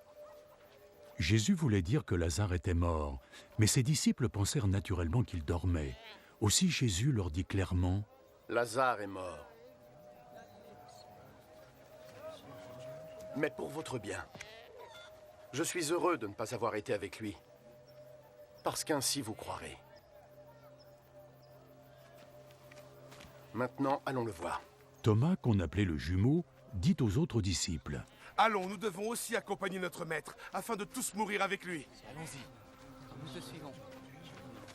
Quand Jésus arriva, Lazare était déjà enterré depuis 4 jours. Béthanie n'était qu'à moins de 3 kilomètres de Jérusalem, et beaucoup de Juifs étaient venus voir Marthe et Marie pour les consoler de la mort de leur frère. Quand Marthe apprit que Jésus approchait, elle vint à sa rencontre, alors que Marie resta dans la maison. Si tu avais pu être là, Seigneur, mon frère ne serait pas mort. Mais je sais que même maintenant, Dieu te donnera tout ce que tu lui demanderas. Ton frère va revenir à la vie. Je sais qu'il ressuscitera au dernier jour. Je suis la résurrection et la vie. Ceux qui croient en moi vivront. Et même s'ils meurent, tous ceux qui vivent et qui croient en moi ne mourront jamais. Crois-tu cela?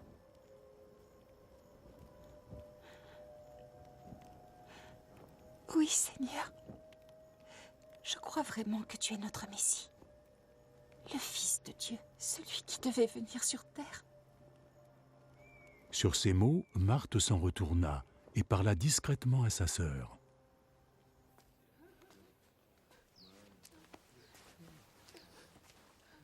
Le maître est ici. Et il demande à te voir. Va. Dès que Marie eut entendu cela, elle se leva et courut pour le rejoindre. Jésus n'était pas encore entré dans le village, mais il était toujours à l'endroit où Marthe l'avait rencontré. Tous ceux qui étaient dans la maison avec Marie et qui la consolaient la suivirent lorsqu'elle partit précipitamment. Ils pensaient qu'elle allait au tombeau pour y verser ses larmes.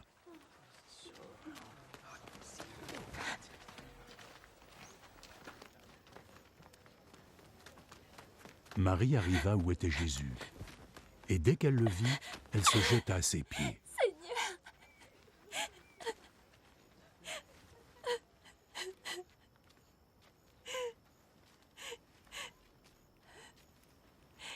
Seigneur!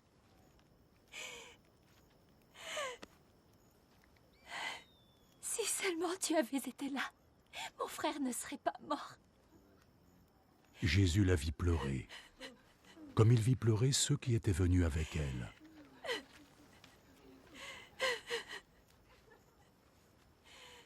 Il en fut touché et profondément ému.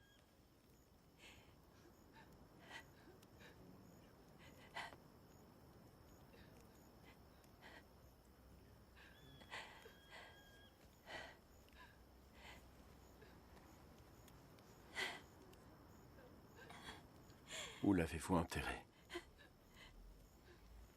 Par ici, Seigneur.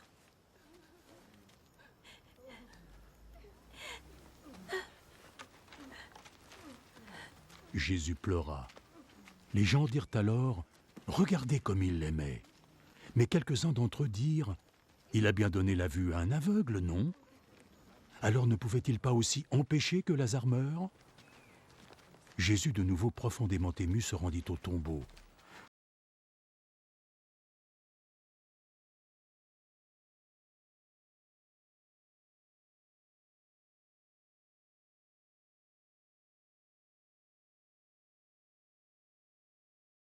La gloire de Dieu, si tu croyais.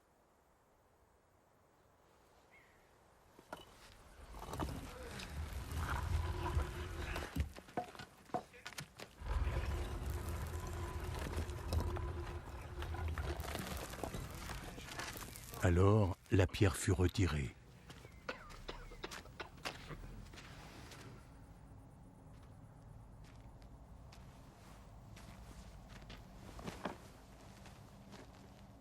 Jésus leva les yeux au ciel et dit : « Je te remercie, Père, de m'avoir écouté. Je sais que tu m'écoutes toujours.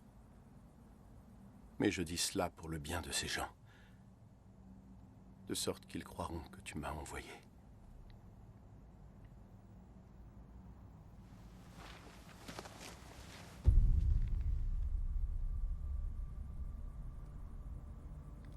Après avoir dit cela, il cria d'une voix forte :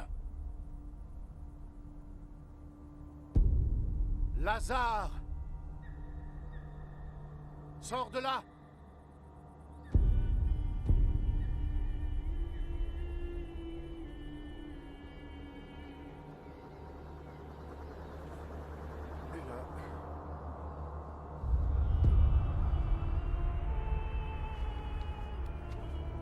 Et le mort sortit, les pieds et les mains entourés de bandes, le visage enveloppé d'un linge.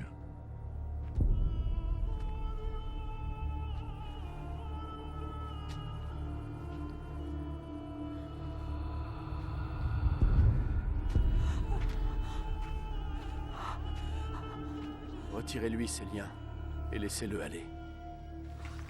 Beaucoup de ceux qui étaient venus rendre visite à Marie furent témoins de ce que fit Jésus, et ils crurent en lui. Mais certains d'entre eux allèrent trouver les pharisiens et leur narrèrent ce que Jésus avait fait. Les pharisiens et les chefs des prêtres réunirent donc le conseil pour dire : que devons-nous faire ? Regardez tous les miracles accomplis par cet homme. Si nous le laissons continuer, tout le monde finira par croire en lui. Puis les autorités romaines interviendront et détruiront notre temple et notre nation.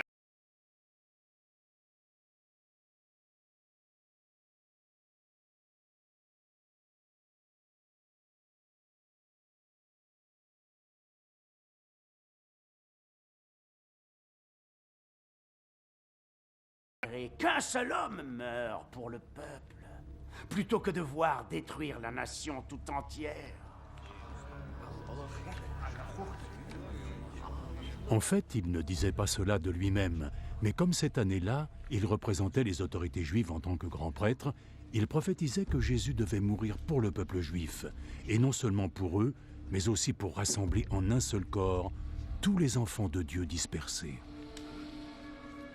À partir de ce jour, les autorités juives décidèrent de tuer Jésus. Jésus ne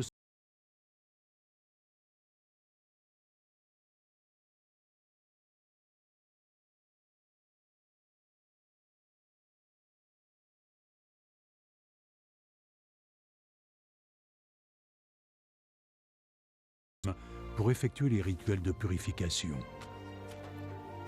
Ils cherchaient Jésus et tout en se rassemblant dans le temple, ils se demandaient les uns les autres : qu'en pensez-vous ? Il n'osera sûrement pas venir à la fête, n'est-ce pas ? Les chefs des prêtres et les pharisiens avaient ordonné que si quelqu'un savait où était Jésus, il devait les avertir afin qu'ils puissent l'arrêter.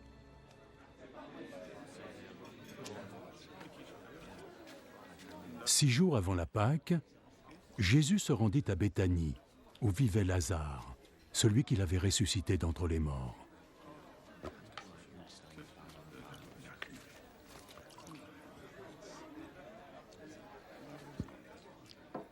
Là, on lui prépara un dîner avec l'aide de Marthe qui aida à le servir. Lazare était un des convives qui était assis à table avec Jésus.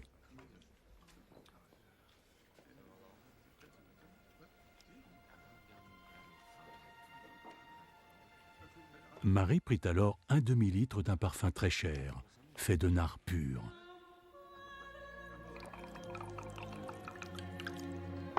Et le versa sur les pieds de Jésus. Puis elle les essuya avec ses cheveux. Et la maison tout entière fut remplie de la douce odeur du parfum.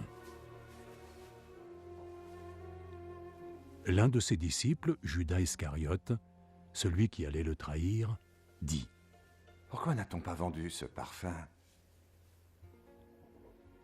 Il doit valoir dans les 300 pièces d'argent. Et cet argent, on l'aurait donné aux pauvres. » Il disait cela non parce qu'il se souciait du sort des pauvres, mais parce que c'était un voleur. C'est lui qui tenait la bourse, et il prenait ce qu'on y mettait. Laisse-la tranquille. Elle veut garder ce qui reste pour le jour de mes funérailles. Vous aurez toujours des pauvres avec vous. Mais moi, vous ne m'aurez pas toujours.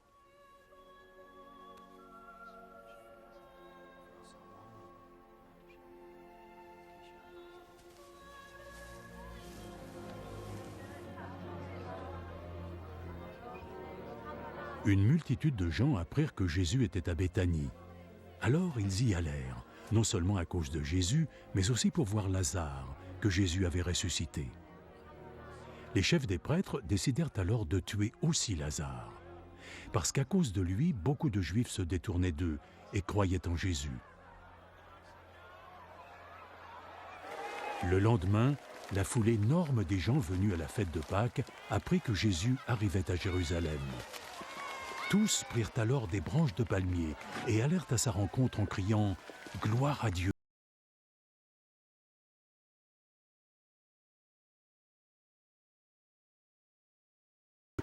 Jésus trouva un âne et monta dessus, tel que cela apparaît dans les Écritures. « Ne prends pas peur, ville de Sion. Voici ton roi, assis sur le petit d'une ânesse. »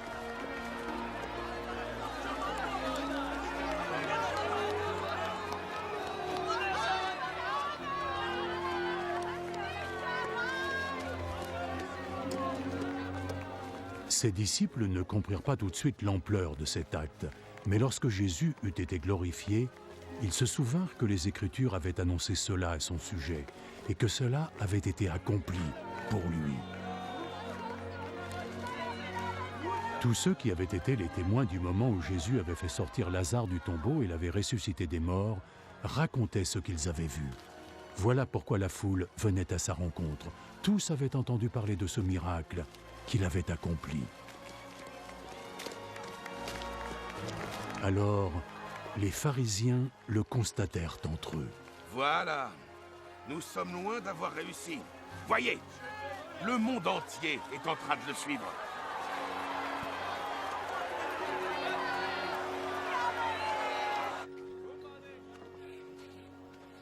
Quelques Grecs faisaient partie de ceux qui étaient venus adorer Dieu pendant la fête. Ils s'adressèrent à Philippe, qui était de Bethsaïda en Galilée. « Seigneur, nous voulons voir Jésus. » Philippe alla le dire à André. Puis tous deux, ils allèrent le dire à Jésus.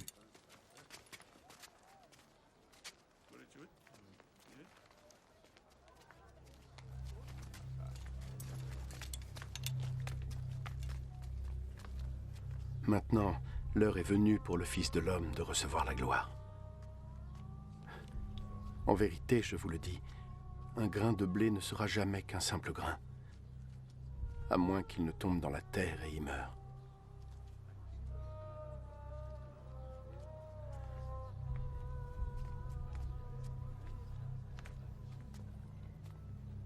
Et quand il meurt, il produit alors beaucoup de graines. Ceux qui chérissent leur propre vie la perdront. Mais ceux qui refusent leur vie dans ce monde la garderont pour la vie éternelle.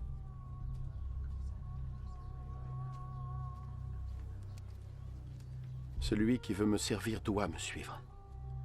Ainsi, mon serviteur sera là où je suis, et mon Père honorera quiconque me servira.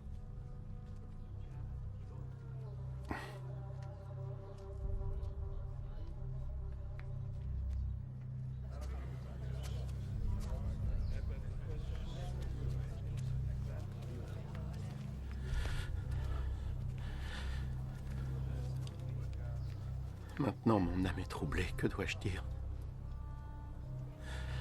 Dois-je dire, Père, ne permets pas à cette heure d'arriver?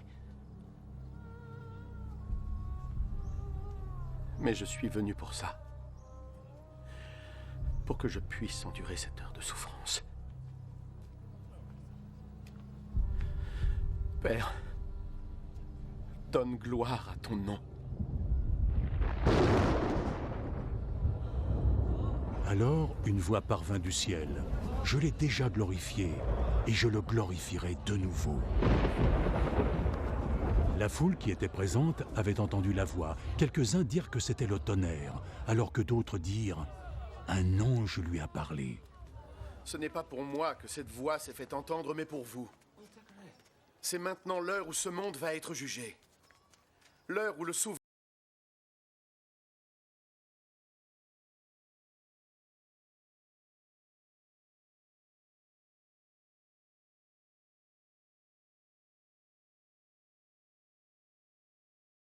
Comment peux-tu dire alors que le Fils de l'homme doit être élevé? Qui est ce Fils de l'homme?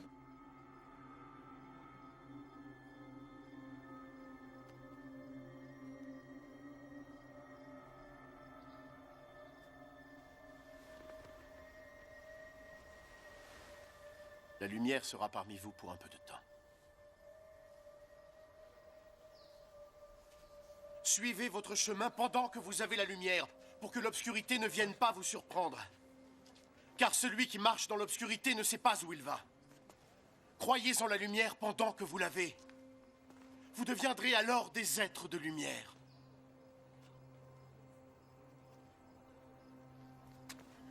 Après avoir parlé ainsi, Jésus s'en alla et se cacha loin d'eux.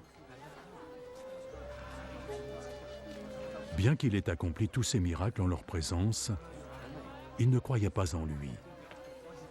De sorte que ce qu'avait dit le prophète Isaïe semblait se réaliser. « Seigneur, qui a cru en notre message? À qui le Seigneur a-t-il révélé son pouvoir ?» Ils n'étaient donc pas capables de croire parce qu'Ésaïe l'a dit aussi, « Dieu les a rendus aveugles et il a fermé leur esprit, afin que leurs yeux ne voient pas et que leur esprit ne comprenne pas. Voilà pourquoi ils se tournent vers moi, dit Dieu, pour que je les guérisse. » Ésaïe avait dit cela parce qu'il avait vu la gloire de Jésus et qu'il parlait de lui. Malgré tout, parmi les autorités juives, il y en avait beaucoup qui croyaient en lui. Mais à cause des pharisiens, il n'en parlait pas ouvertement, de peur d'être exclu de la synagogue. Il préférait encore l'approbation des hommes à celle de Dieu. Jésus proclama « Celui qui croit en moi ne croit pas seulement en moi, mais aussi en celui qui m'a envoyé. Celui qui me voit aussi celui qui m'a envoyé. Je suis venu dans le monde comme une lumière, afin que quiconque qui croit en moi ne reste pas dans l'obscurité. »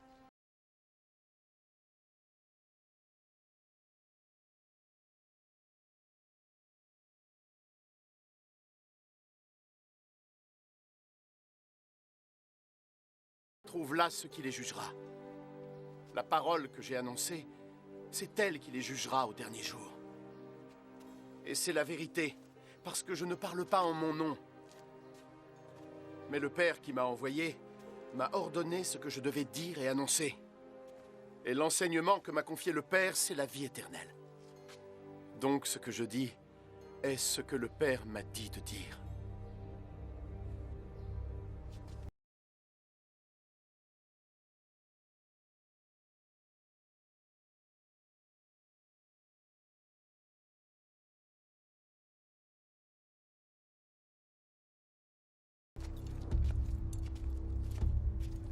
C'était maintenant la veille de la fête de Pâques.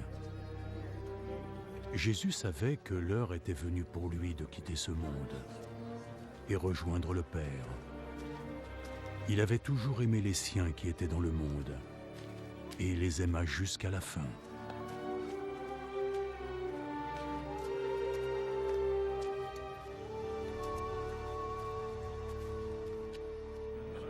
Jésus et ses disciples étaient en train de dîner. Le diable avait déjà fait germer dans le cœur de Judas, fils de Simon Iscariote, le dessein de trahir Jésus. Jésus savait que le Père lui avait transmis tout son pouvoir. Il savait qu'il était venu de Dieu et qu'il retournerait à Dieu.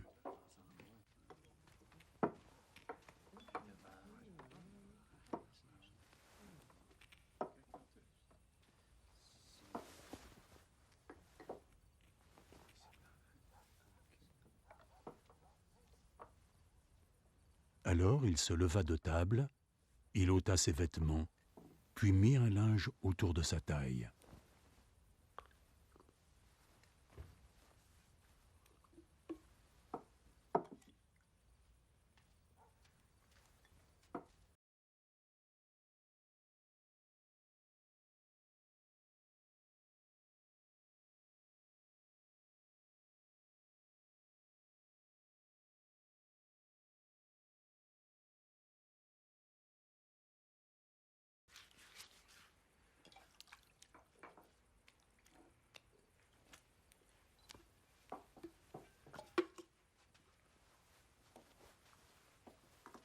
Ce fut le tour de Simon-Pierre. Est-ce que tu as l'intention de me laver les pieds, Seigneur?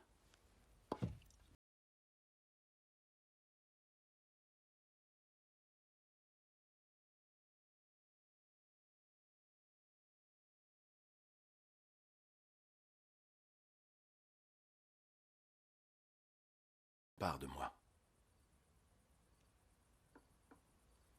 Seigneur,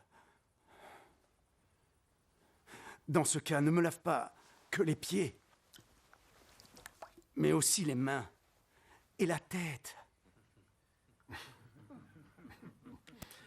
Ceux qui ont pris un bain sont complètement propres, et ils n'ont plus besoin de se laver, mis à part les pieds.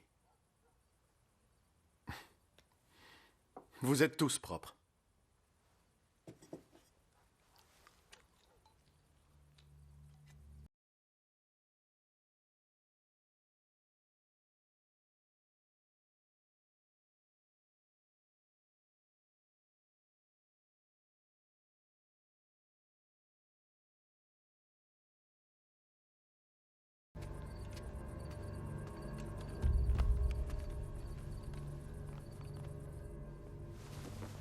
Après que Jésus eut lavé les pieds de ses disciples, il remit ses vêtements et retourna à la table. Avez-vous compris ce que je viens de vous faire? Vous m'appelez Maître et Seigneur. Et vous avez raison de le faire puisque c'est ce que je suis. Moi, votre Seigneur et Maître, je viens de vous laver les pieds. Donc vous devez aussi vous laver les pieds les uns aux autres.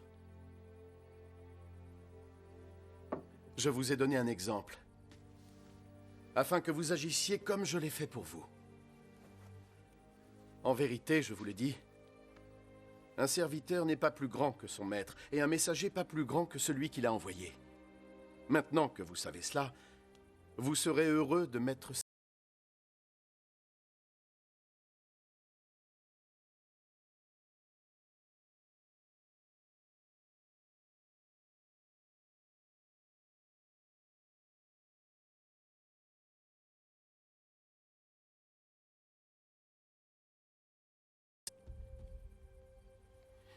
Je tiens à vous le dire maintenant, afin que lorsque ce moment arrivera, vous puissiez croire que je suis qui je suis.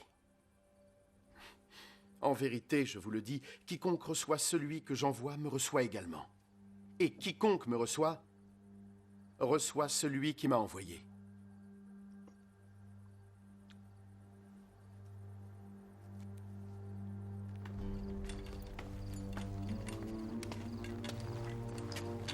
Il n'est pas sorti.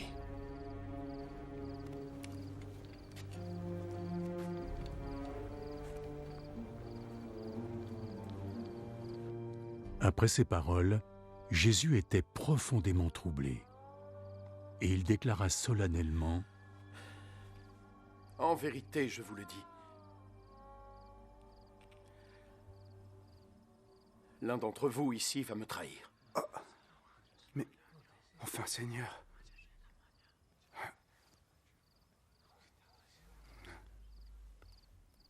Les disciples se regardaient les uns les autres, perplexes, ne sachant pas de qui il parlait. Un des disciples, celui que Jésus aimait, était assis à ses côtés. Simon-Pierre lui fit un signe. Demande-lui de qui il veut parler. Alors, ce disciple se pencha vers Jésus. Qui est-ce, Seigneur?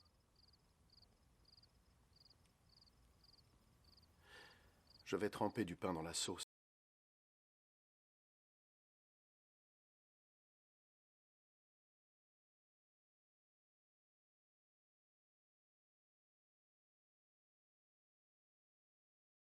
À Judas, le fils de Simon.